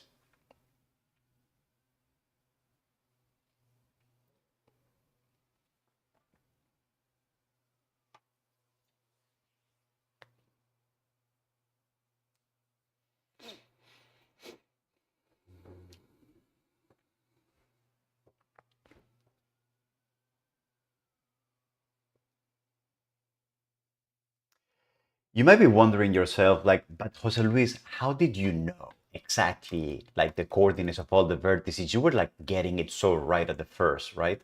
Well, I have to admit, I have a cheat sheet. I did practice this before, and I was basically copying from this place where I had all the coordinates before. But in order to actually find those coordinates, I did use a personal trick, which is if you are drawing, you may want to have a sense of where you're drawing by basically moving the mouse around and then getting the coordinates of where that mouse is, right? Well, it turns out that there is something that you can do in order to figure that out, which is override some of the canvas properties that get triggered whenever you interact with that canvas. One of those properties is called on mouse down, which is triggered anytime you click on the canvas, right? So the way you can do that is you can say, for example, here you can go and say canvas, canvas.on mouse down, right? And what you can do is you can define your own function here in order to override whatever the canvas does by default when someone clicks on it. The way to define that is you could define a function here, for example, event, and that's going to be whatever, or you can do the arrow notation to just write a shorter version of this. So you can write here e or event is going to be whatever. So this is what's called declaring an anonymous function in JavaScript. It's basically the exact same thing as what I had before, right? These are the exact same things, except that I've changed e for event. It doesn't really matter, right? And then what we can do here is, first of all, let's see if this is working. User clicked, all right? So I'm going to save that. It gets reloaded. And now if I click, you see that I'm getting in the console, I'm getting messages that someone clicked here, all right? Fantastic. So now what do we do with this? So what I can do is, first of all, from the canvas, I can get the bounding rectangle. I can get like a shape that represents the rectangle that the canvas forms. So for example, I'm going to call this rect, and I'm going to say canvas dot get bounding client rectangle. All right, and I can actually print that to the console. And if I click here, you can see that I get this dome rectangle with bottom, height, left, right, all these properties, right? And then what I can do is I can say, but this only describes the rectangle of the canvas. It doesn't describe where the mouse is in relation to that canvas. So for that, I'm going to need to do a little bit of calculations, and the calculations are going to be the following. So when I click on the canvas, I get this event object that gets passed by the API to the function. The event object has a bunch of information that is important to learn from. So I'm going to dump the E event. So I'm going to click here and you see that I have the mouse event and I have a bunch of coordinates: client X and Y, layer X and Y, page X and Y, screen X and Y. There's many different coordinates. Let me be a bit more intentional. I'm going to click very close to the top left corner here. And if I do, what you can see is that nowhere do I get 0, 0, which is what I'm looking at right now. I get this layer X, layer Y, but what I get is basically where the client is in X and Y, but with respect to the top left corner of the page. But because from the rectangle, I know what the left and the top coordinates of this rectangle are, I know where these coordinates are from this rectangle, I can do a very simple calculation and say the X coordinate of the mouse on the canvas is the client X property of the event, so the coordinates based on this top left corner, minus the coordinates of the top left of the rectangle of my canvas. And then for Y, I can do E.client Y minus rec.top. Okay? And then I can print to the console. I can print to the console. If I manage to type it, I can print to the console. Mouse click on canvas. And then here, I'm going to use X and then Y. Okay, and I'm going to close with the back tick. All right. And then now, if I click very close to the top left corner, I should get something close to 0, 0. I get 1, 2. And if I click all the way here, 500 and 600 and 300, right? This is very useful because by doing this, I can give myself a very quick way of going over the canvas and say, I need to draw a rectangle here, somewhere here. So if I click, my coordinates at 42, 158, and then I can just go here very quick and say context, fill rectangle in these coordinates and 100 and 100, for example. And you see that I get a rectangle more or less on the top left corner of where I clicked. Okay, beautiful. So that is just basically a small hack to try to understand how to figure out where certain coordinates are on the screen. Of course, as you can imagine, this can also be the entry point to do some interactivity. So maybe I click and I want to draw more things when I click on certain parts of the canvas, right? However, what we have seen in this video is basically a way to use the raw, the pure, the baseline API that all apps and all frameworks and all libraries who want to do any 2D drawing that is based on web technologies, all of them have to use this Canvas API underneath. Okay? So this is the foundational technology for any drawing that you want to do on a screen, on a canvas, on a web app. However, as you may have noticed, this API is very verbose. In order to just draw a simple line, you require like many lines of code. It could get a little tedious. It could get a little convoluted. It's not, let me put it this way, it's not very flexible. It's not very fluid. It's not fast to type, right? It is very solid. It is the most performative way you can draw 2D graphics on the screen with an asterisk, unless you're using WebGL for 2D, the different story here. But it's the most performative one. However, it might not be the most fluid. So what I wanted to do in this video is I wanted to show you the foundation so that you understand where the technology comes from. And if you want performative applications, you may want to use this way. But if you want to just like tinker with drawing things in a fast, fluid way, then what I would actually recommend is that you check out the P5JS project, which is a library for 2D interactive graphics that is web-based, and that it makes doing this much more fluid, fast, and easy. All right, and which is going to be what we're going to be doing in the next video on this playlist.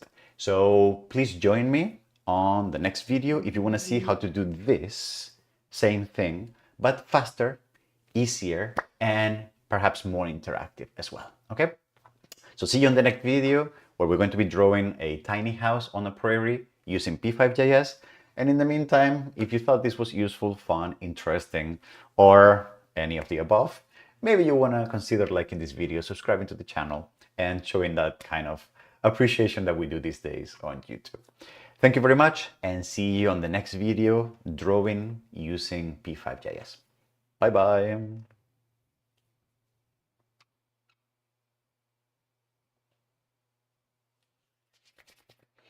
Fantastic. All right, so now I'm going to record the intro to this video, which is going to be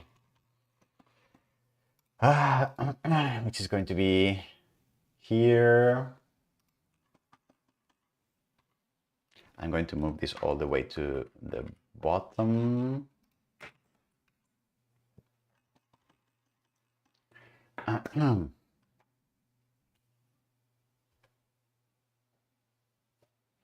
I'm going to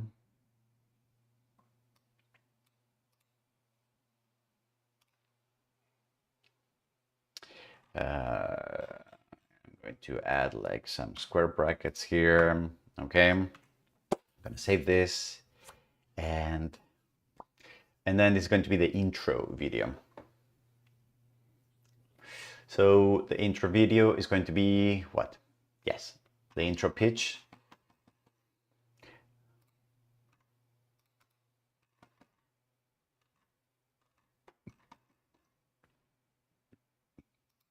Yes, I'm going to use this.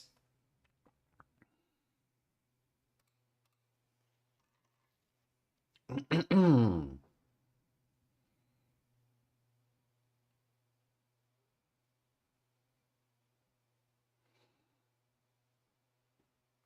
what am I going to say? Welcome to this video. I'm going to show you the basics of how to draw 2D graphics on how to do web-based 2D graphics. And I'm going to be using the Canvas API, which is the foundation technology for doing that.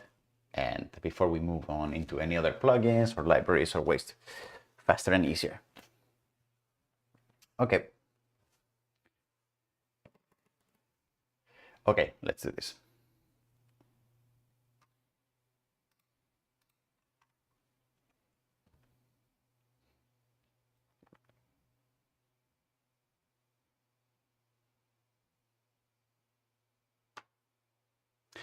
Hello and welcome. I'm going to start over again. Okay. Hello, this is Jose Luis here at Parametric Camp, and welcome to this video where I would like to teach you the foundations of how to draw 2D graphics using web technologies. And in order to do this, in this first video in this series, what I would like to do is I would like to teach you the really foundational technologies, which is using what's called the Canvas API, which is the foundation technology. Blah, blah. How many times have I said that already? Blah, blah, blah, starting over again.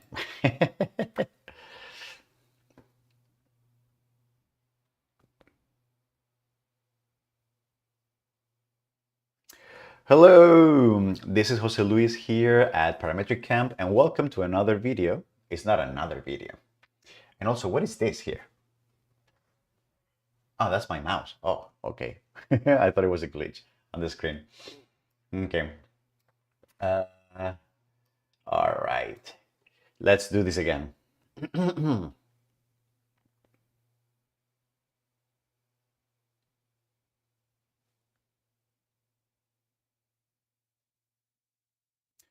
Hello, this is Jose Luis here at Parametric Camp, and welcome to this video where is starting over again.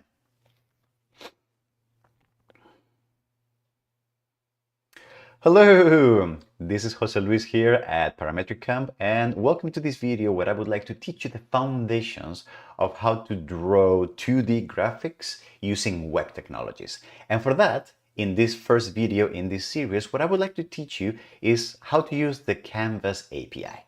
Canvas API is the fundamental native way that we have for doing 2D graphics that are web-based, and it does look something like this. It's very inspired by SVG graphics, and it allows you to define colors, to define styles, and to draw primitive shapes using web technologies. As a bonus, I'm going to show you at the end of the video how to do a little bit of interactivity, like I'm going to click here and I'm going to get on the console a message saying, giving me the coordinates of where do I draw, which will be very helpful in order to understand where do I want to draw things. This will be really good if you want to understand the core native technologies of how to do this, how to do 2D graphics. And it will also be very useful to understand what is the foundational technology that all these libraries and all these APIs and all these cool repositories of code use to make this a little faster, easier, and more fluid. We will get into why that is necessary further down this video. And in this video, I'm going to show you how to do this very simple example, like a basic house in the prairie. Okay, so let's talk in and more drawing.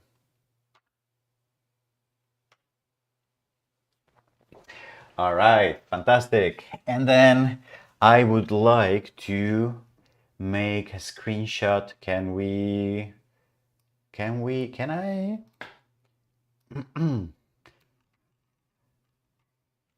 What if I do this and this?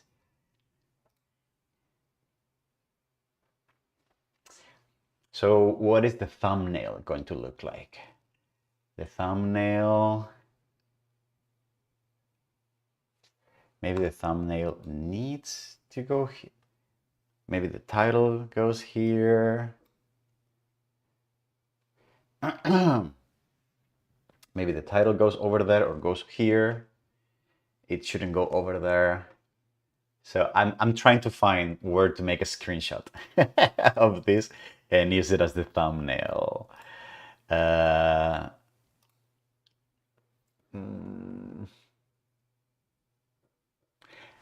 guess I don't want the title to be over there. I don't want, maybe we can do this and this, and maybe the title goes here. Canvas API. Okay, and maybe I do this.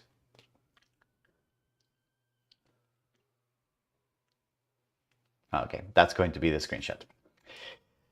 Okay, all right. Sandy, hello, very good to see you. Utkarsh, Seth, we are recording a live stream on 2D graphics that are web-based. I need to go. So can we do this on P5? So what would it take now to do P5?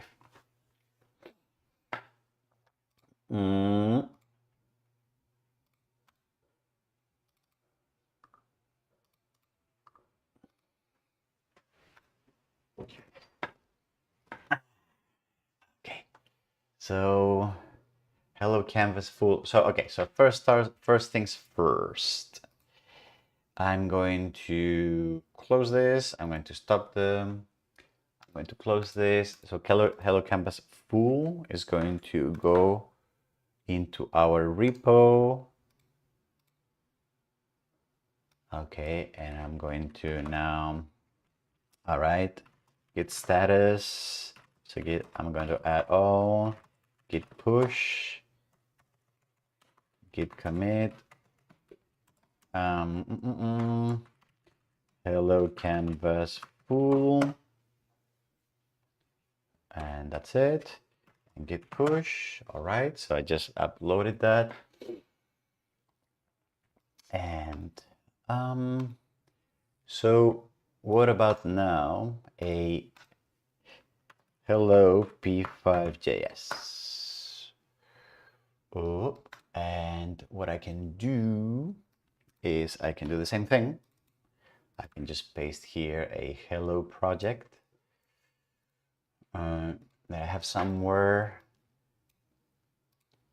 Hello P5. And P5 from October. This is very outdated, so let me P5.js. I'm going to download November desktop. It's here, so it's going to be here, P5, and you have this and this, an empty example. And what is this one? Sketch. Yeah, and no padding. Yeah. So what I'm going to do is I'm going to copy from here. I'm going to update P5 and P5 min. So that's going to be those two. And now this is from November, P5.1.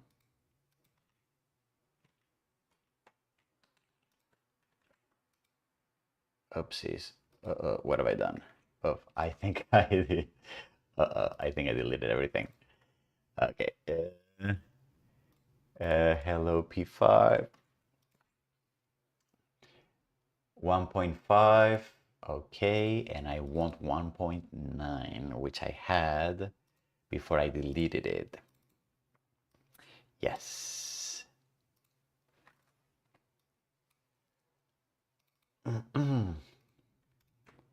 And there you go. And if I am correct, this should open with live server. Yes. So it does have already.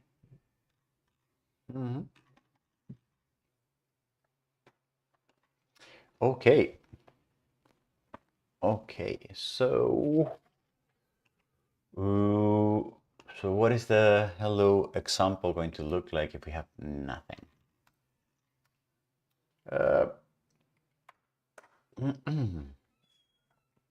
So it's going to be hello P5.js.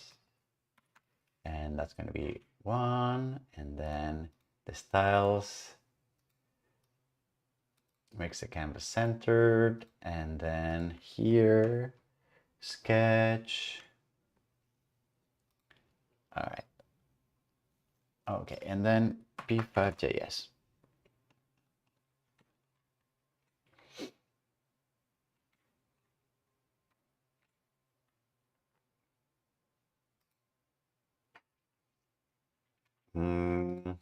Styles index, and if I run this right now, 127 blah blah blah,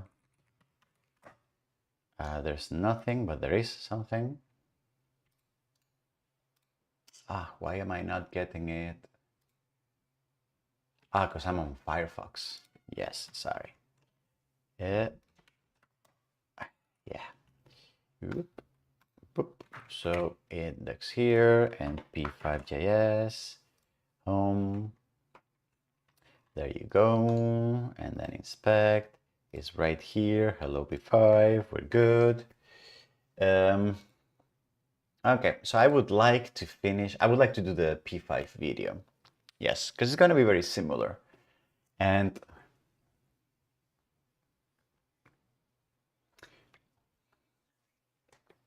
it's going to be very similar.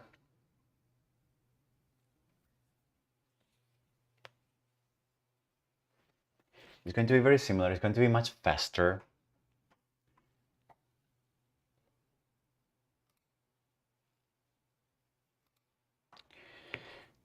And do I have the element? I don't have the element.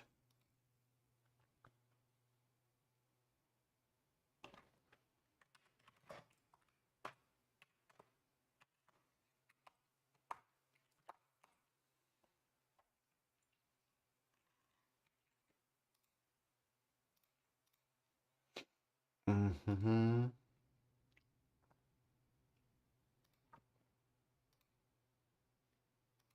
Okay. So this is the Hello P5.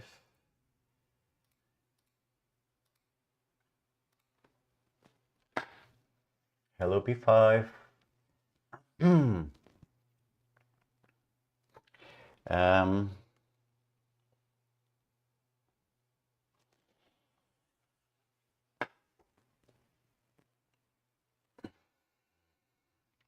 so what am I going to do? The video is going to be something like this. The intro, in record introduction, the intro is going to be, hello, let me show you this house that I did using P5.js, and then let's see how to do this. And then the first part is going to be, well, let me talk first about what is P5.js. If you come from the previous video, Canvas API,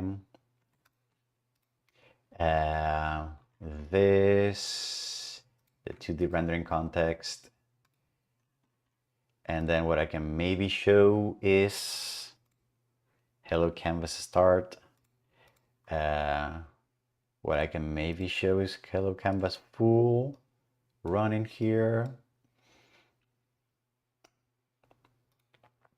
So maybe I can do that.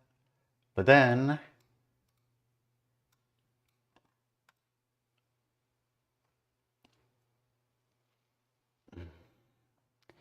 and then but then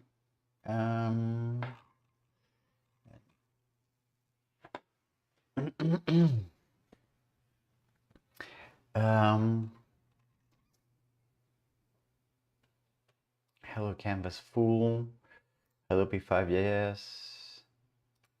So I can show hello P5.js start. I'm going to call this start.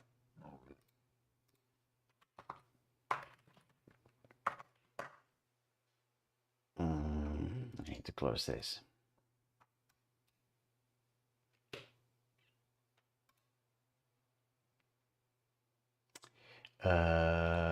Yes.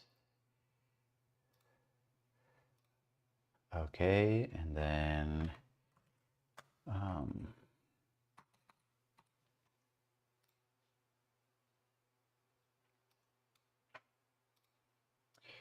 okay, I am setting up my project. Okay, here index.html. Okay, so I will talk about that again. So I'm gonna start by saying, well, so let me talk to you about P5.js is basically a JavaScript library that we use for drawing on the screen.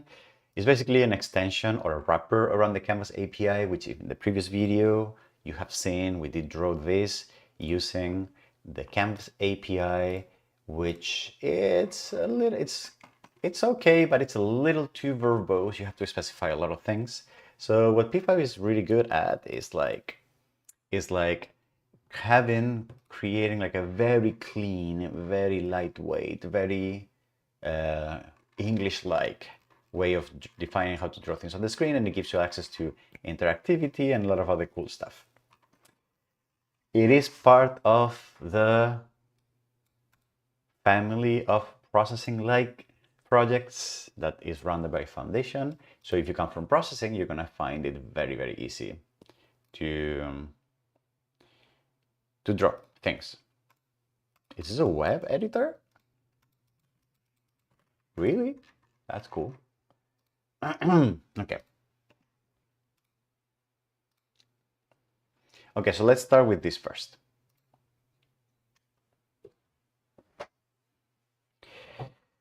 Okay.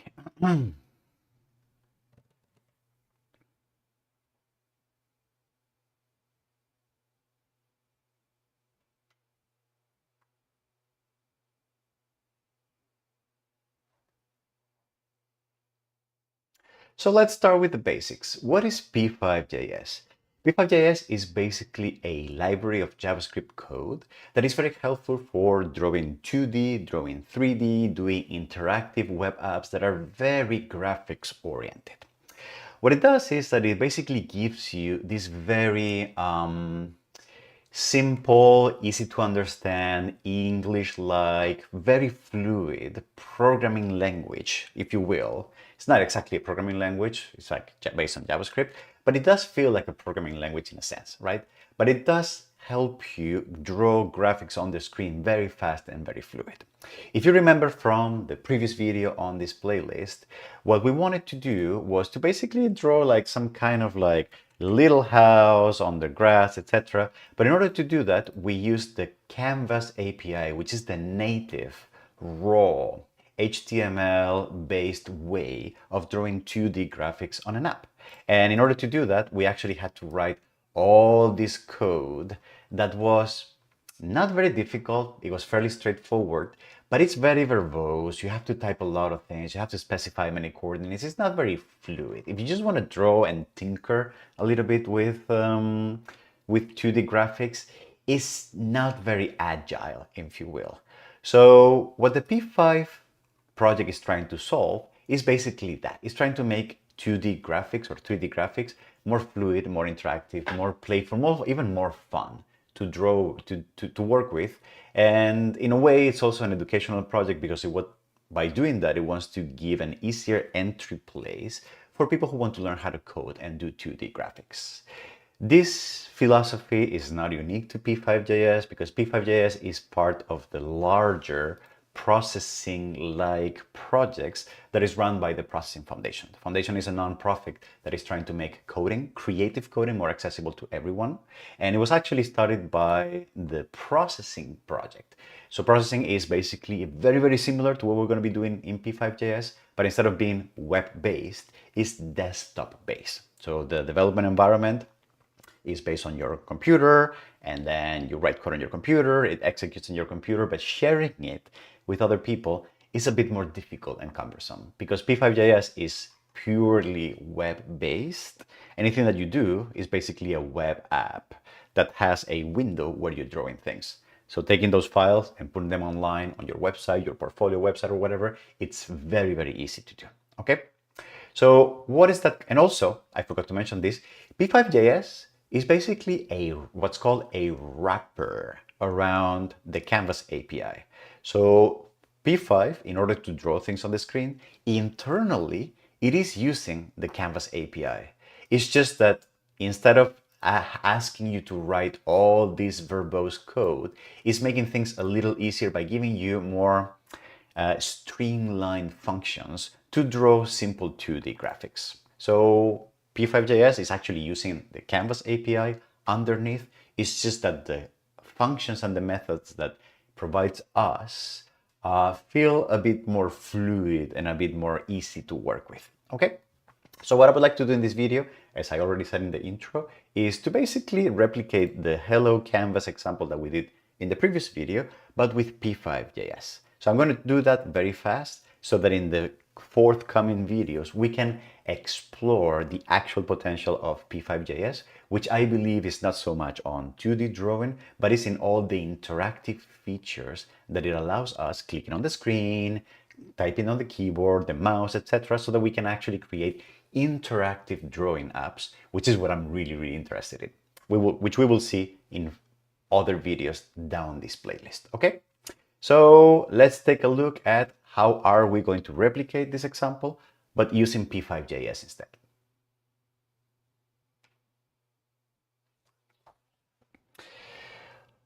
Whoop. All right, so reset here. Hello Canvas. Bye-bye, Hello Canvas. There is no server running. That's fine. Okay. So hello P5.js start is going to be, I'm going to copy this to the repo. I'm going to copy this to the repo, git status, git add all of them, git commit, hello P5.js starter. And okay, git push, and then GitHub parametric camp, tutorials, files, web-based drawing, this starter. Okay, so we're going to do that there. And I'm also going to start a full project.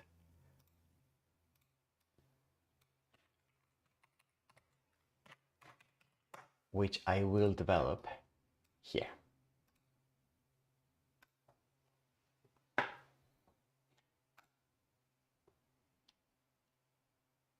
And I'm going to explain how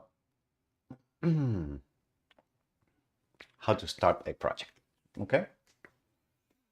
I think this has been discussed before, but thoughts on 3JS versus P5JS versus A-frame. I don't know A-frame, so I don't know about that. P5JS is good for very simple, very straightforward, very primitive 3D models and cameras. 3JS is much better for any advanced 3D modeling, if you will, or any 3D interactivity.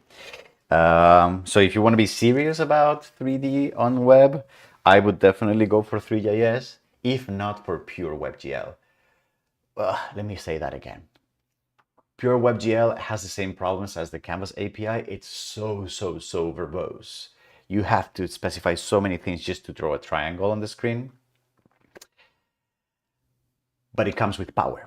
So it's way more performative than 3JS. 3JS can be a little bloated in a way.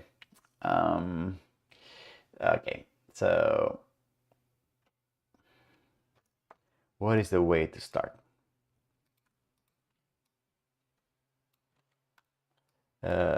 What is the way to start here?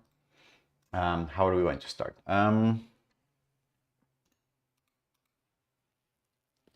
Hello, Canvas start. Okay, so how do we start a P5JS project? Okay, let's start with that.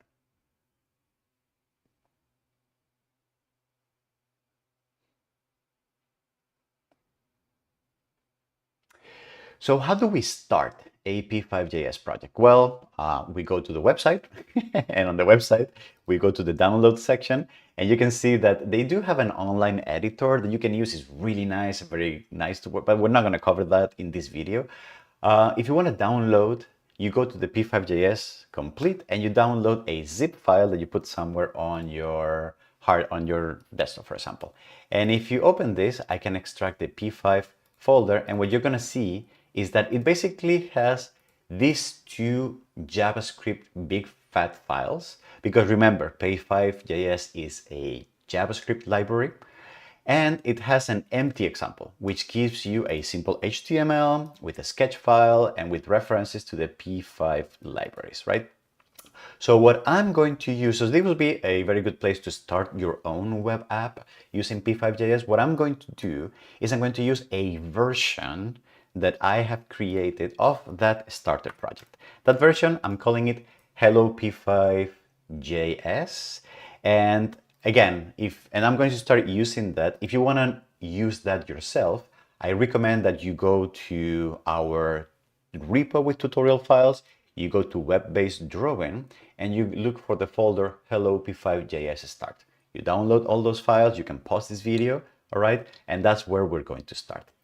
That project is going to look something like this. It has an index file that contains a link to a styles, a CSS file. Same as with the previous video, the only CSS rules here are keeping the canvas somehow centered on the screen.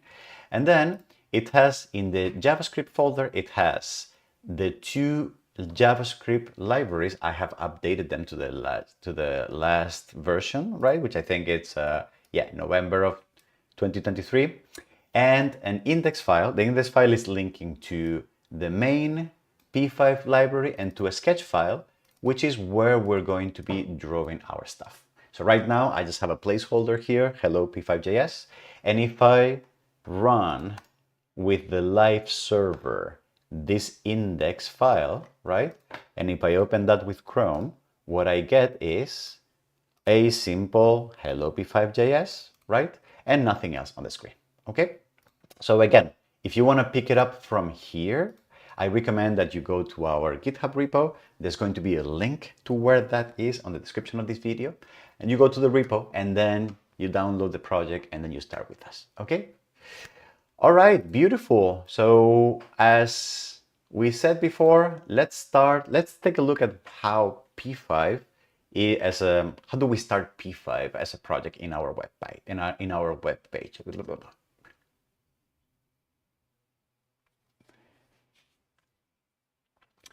Debo, Cari, what are you doing here? Very good to see you. Un placer verte. I want to talk to you.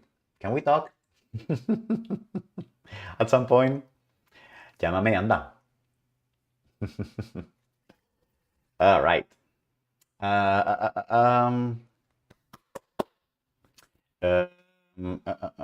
Okay, what are we doing now? Yes, so I'm going to start.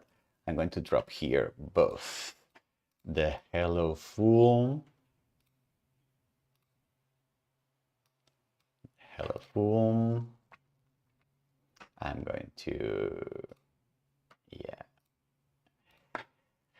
that one, and I'm going to drop the canvas full also because I do want to use it as for comparison.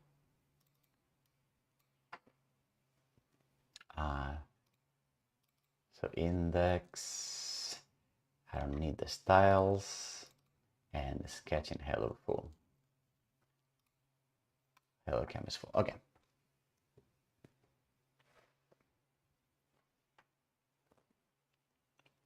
And then we have hello p5.js. So, all right. Pero no me llames ahora mismo. Que estoy un poco ocupado. So, what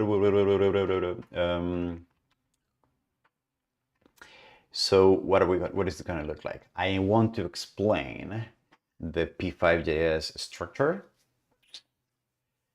So draw, let me get my hello p5.js.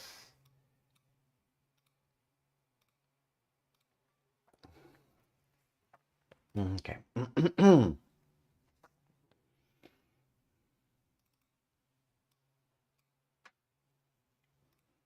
Here, here, here. Okay.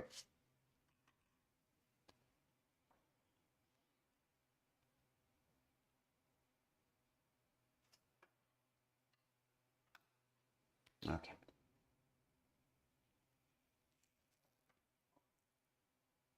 All right. Let's get started, and I'm going to explain the structure of p5.js. Okay.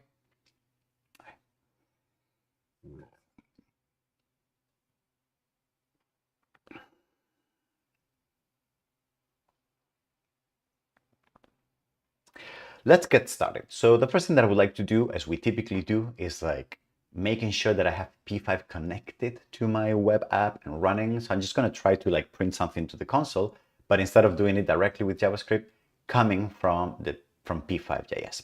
So if you remember when we were talking about the Canvas API, what I basically did was I created a function that drew a house, and then I made sure that that function was executed once when the window was loaded.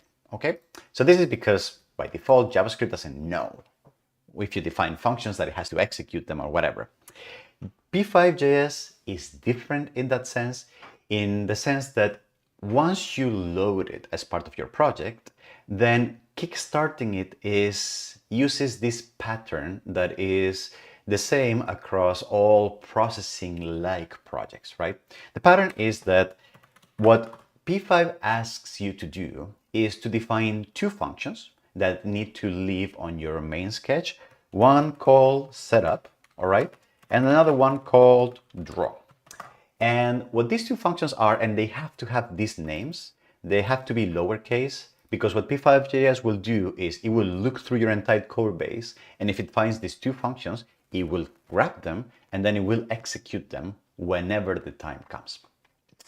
What these two functions do is that they signal to P5.js that they need to execute certain parts of code at certain moments in the life of the web app. P5.js is very, very strongly oriented towards interactivity. So instead of drawing once on the canvas like we did in the previous example, it's designed to draw many, many times per second. So whatever code you input inside of setup will be code that will be executed once and will be executed only once right before the animation loop starts. So for example, if I write here project started, right? And I save this and then I open a live server on index.html, which I forgot, right? So I'm going to reload here. You see that the message will pop once and only once on the console.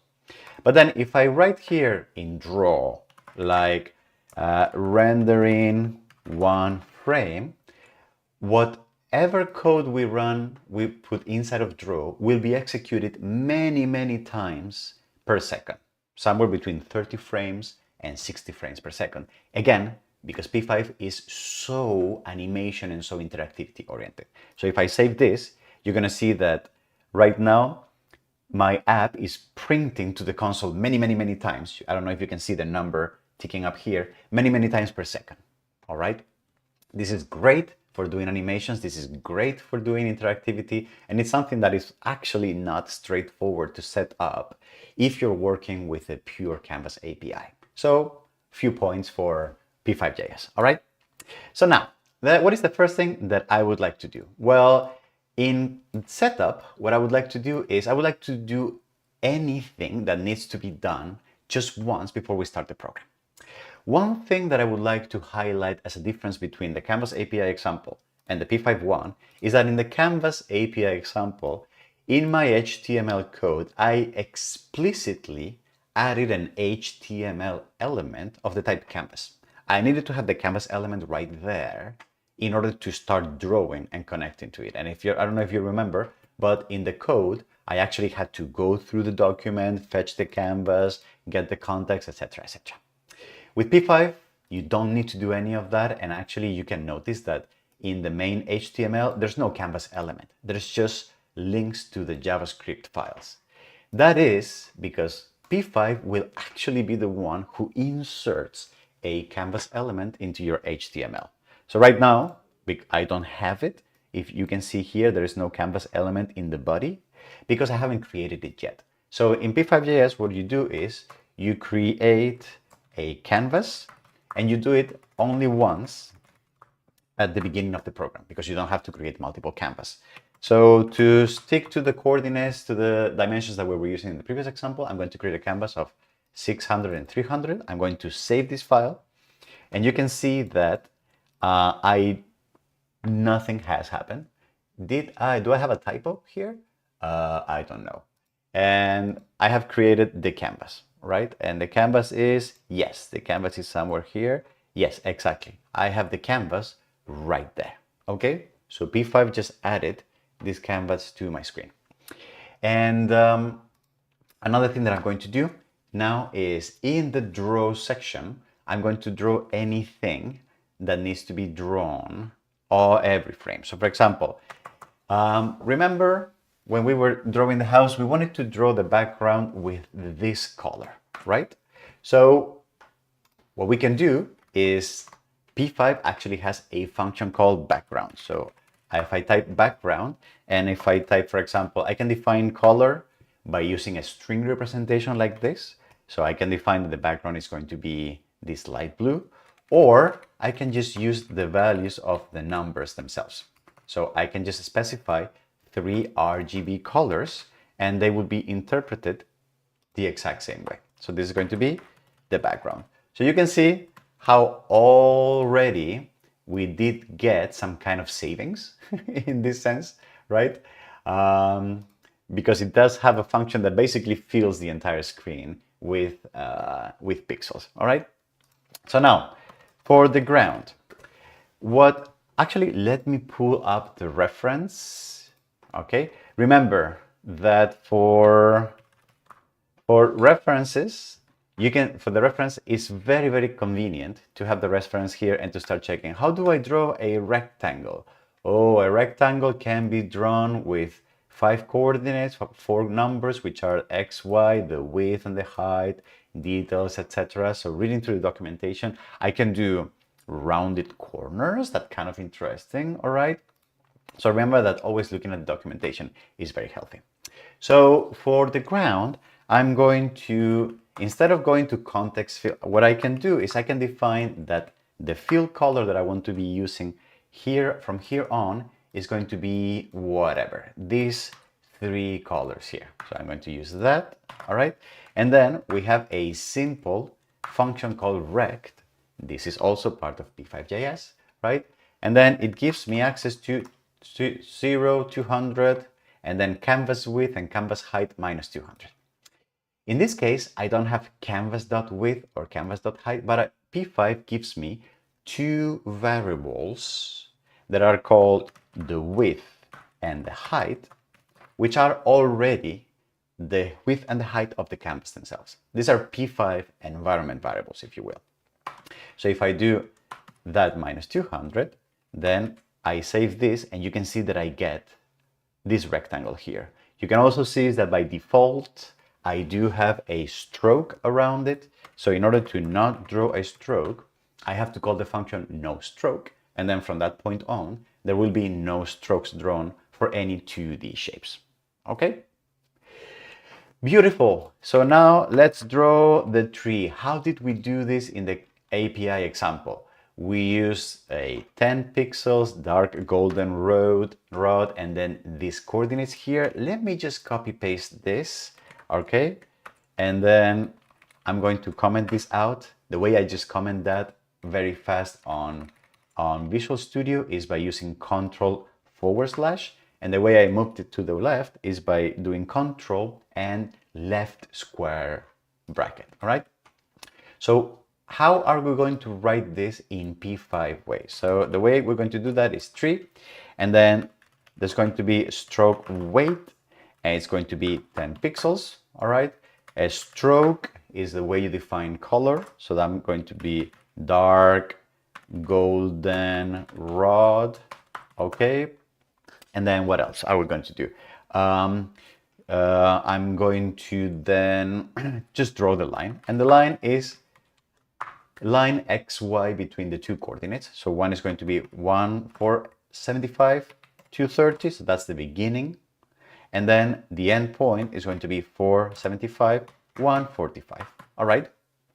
And when I call line, the line will already be drawn that way. I don't have to call stroke or fill or whatever. So I'm going to save this, and you can see that I already get a line here with the dark golden rod color. But you can see that the borders are rounded, okay? So in P5, I can change the style by using stroke cap as a function and then specifying what kind of cap do I want. So for example, in this case, I want to do square cap, all right? And if I save this, you can see that the cap all of a sudden gets squared, all right? Beautiful. So let me remove this. You can see already how, in a sense, it is becoming a little easier and more elegant to read and write this code. You could argue whether if it's more or less verbose, but it's still a bit more elegant. I'm just so used to this actually myself, so I find it much easier. So what about the leaves, all right? So for the leaves, remember that we did have sea green as the color and that we needed to begin a path, do a full arc, etc. Here in P5 it's going to be much easier. So I'm going to say I don't want a stroke, all right? I want the fill color to be sea green, and then I'm just going to draw a circle, just a simple circle. The circle is going to be at the coordinates where the line ends, and the radius is going to be, I thought we said 38. And if we do that, oh, because this is not the radius, this is the diameter. I apologize. So we need double that, which is basically 76. All right? Fantastic. So what else did we have? We have the house. So in the house, it was a white background, and it was these coordinates and this dimension. So I'm going to copy that, and I'm going to say no stroke. We don't have a stroke right now. So the fill color is going to be white. So that's going to be 255. And then a rectangle in these coordinates. So boom, rectangle right over there. All right. And then what did we do for the door? I'm going to copy this, and I'm just going to copy it commented. So the fill color, I'm going to translate this. So the fill color was Indian red. Then the rectangle was this X and Y and these dimensions. So rectangle like this. And then this, and now we save that. We have the door. We do the stroke. Actually, what we can do is the two things at the same time. The stroke is going to be, what is it going to be? It's going to be black. And the stroke weight is going to be 1 pixel. And then we can just draw the one rectangle with these properties for the border and those properties for the fill color. We don't have to draw two rectangles like we did with the Canvas API. All right. Beautiful. What comes next? The roof. All right. The roof. The roof. The roof is on fire. I can't believe I just did that.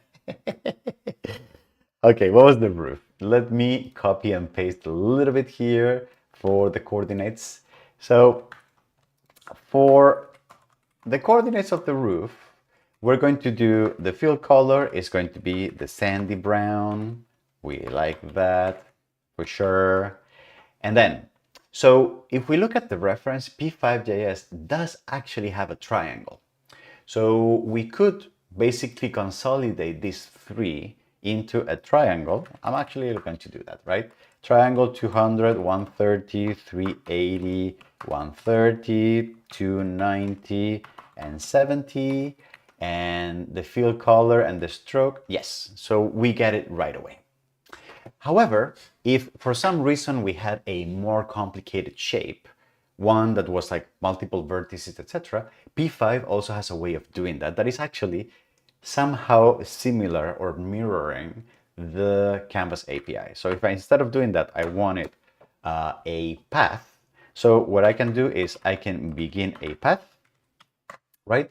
And then I can start adding vertices. So vertex, for example, 200, 130. Another vertex is going to be 380, 130. And another vertex is going to be 290 and 70. All right. And I can end shape. And then what I will do is that it will draw the all the vertices with whichever style we have at this point. If I save this, you see that it doesn't quite happen. I think what could be the problem here? Do I have any error set? Yes, begin path is not defined. Begin shape, sorry, begin shape. I forgot to say this. One of the very nice things is that P5.js has a very, very strong emphasis on learning. So when you make an error, one that it's common, they actually can figure that out on the code themselves, and then they can give you very elaborate messages that you don't typically get with JavaScript. So I'm going to change begin path to begin shape. I'm going to save this, and now you can see that we don't have this end close.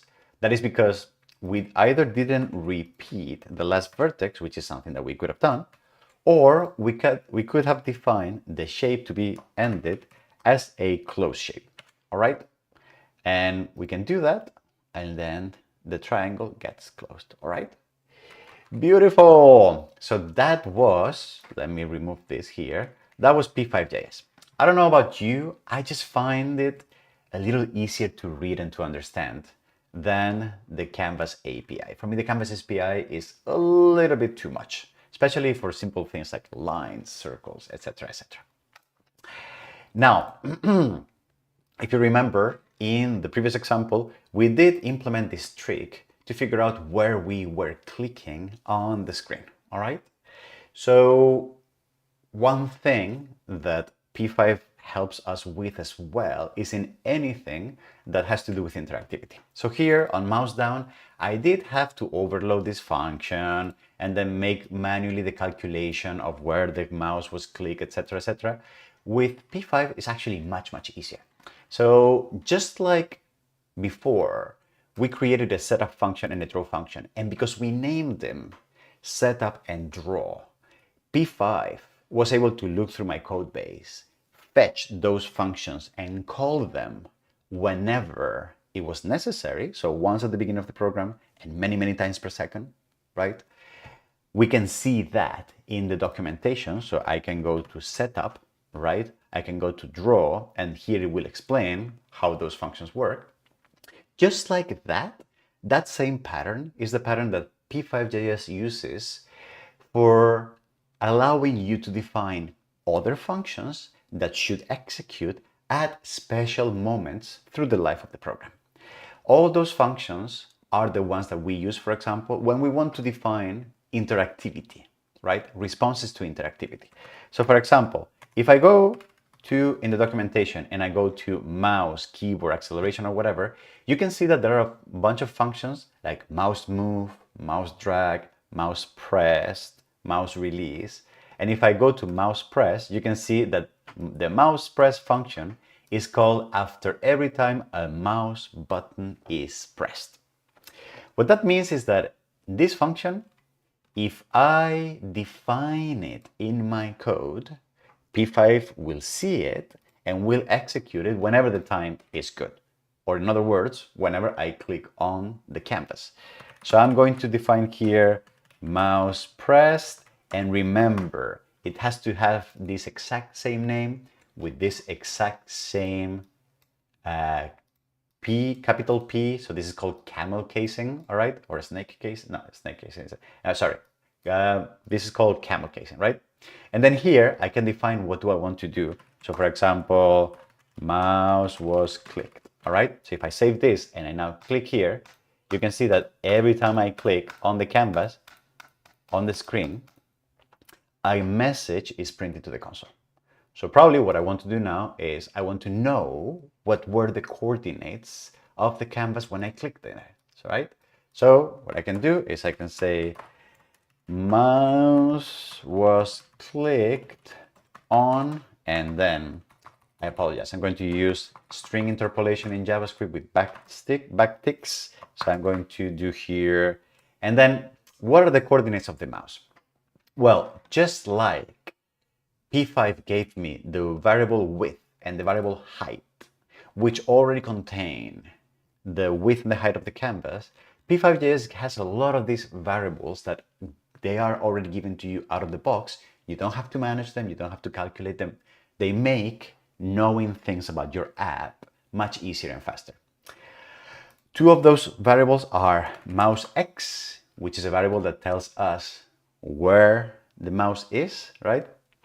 And surprise, surprise, which one do you think the other one is going to be? Mouse Y, right? So if I now click here at the top left corner, you can see that the mouse was clicked in 2, 1.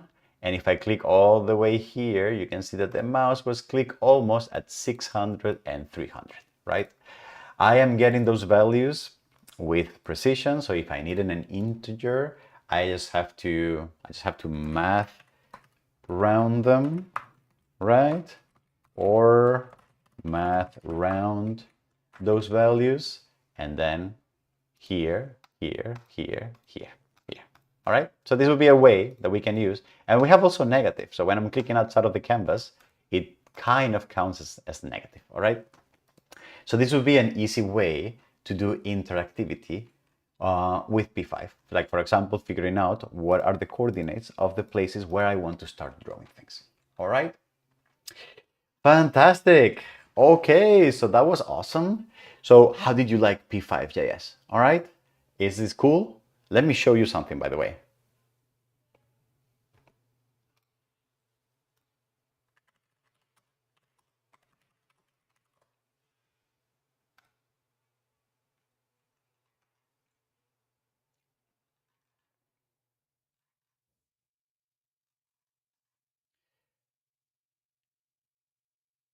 So if you like P5.js, I definitely recommend that you check out Dan Schiffsman's YouTube channel called The Coding Train. He does have many, like hundreds, if not thousands at this point, of videos using either P5.js or processing or combinations thereof. It's a really popular video.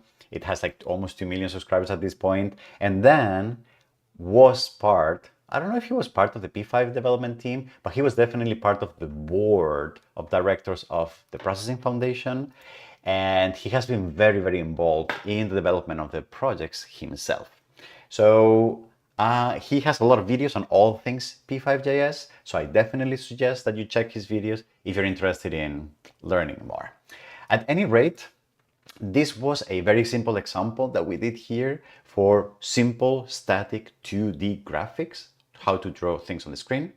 But what I would like to do now in the next videos in this playlist is start understanding how we can use these techniques to create more interactive applications. And specifically, what I would like to teach you is the different ways we can use interactivity to not draw static things, but actually draw things manually ourselves. So in the next videos, I'm going to be using P5.js to draw, for example, like to click on the screen and start drawing like poly shapes, or start drawing like a bunch of circles and see how they accumulate, and start creating like either user-driven drawing applications or self-driven drawing applications like a screensaver or like fancy graphics that animate on their own, okay, with a loop.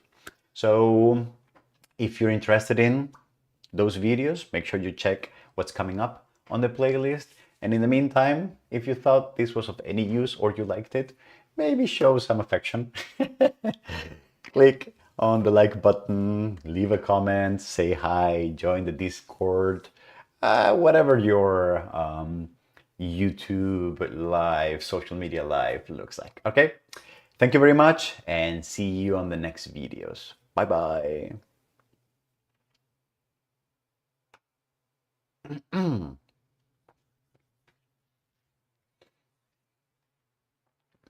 All right, and now I would like to make like a video, like a screenshot of sorts for the thumbnail. Okay, so for the thumbnail, what is that going to look like?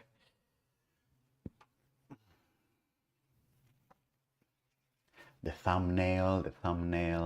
Yes, so maybe it looks something like this.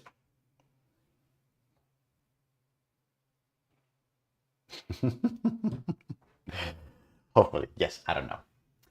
Okay, beautiful. So I think with that, it's already 12. Oh yeah, I've been streaming for 3 hours. I think with this, we're good for now. What's going to happen next? I will, as usual, I will take these videos. I know I have to record the intro. Ooh, I forgot. Sorry, the intro. Okay, the intro. How do I record the intro?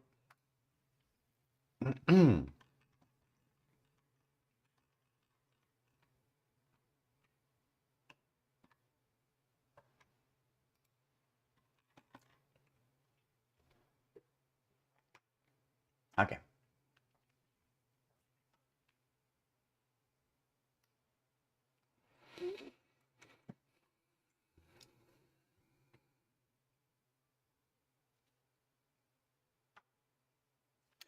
Hello, this is Jose Luis here at Parametric Camp, and welcome to this video, which is a continuation in our playlist on how to create web-based drawing applications. And in this video, what I would like to teach you is how to extend what we did in the previous video, which was drawing 2D graphics using the Canvas API.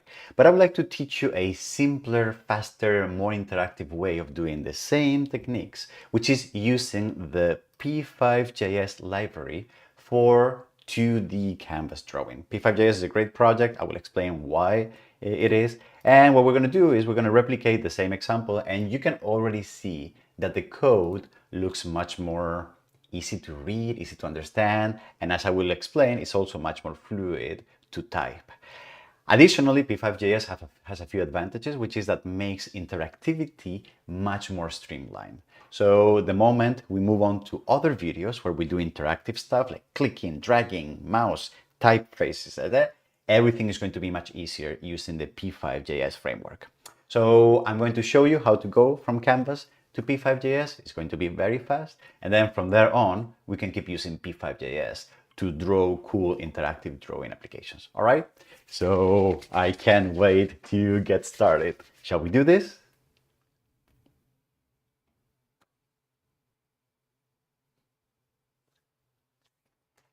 All right. Okay. So I think that was good. So I think that's going to be good for today. I'm kind of tired and I have a meeting at some point. When do I have a meeting? I don't know. When do I have a meeting?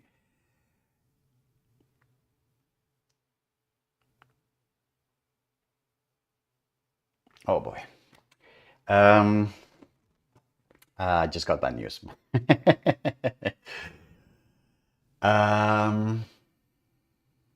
Okay. Yeah.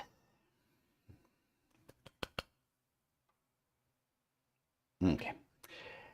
Sorry, I got very distracted right now.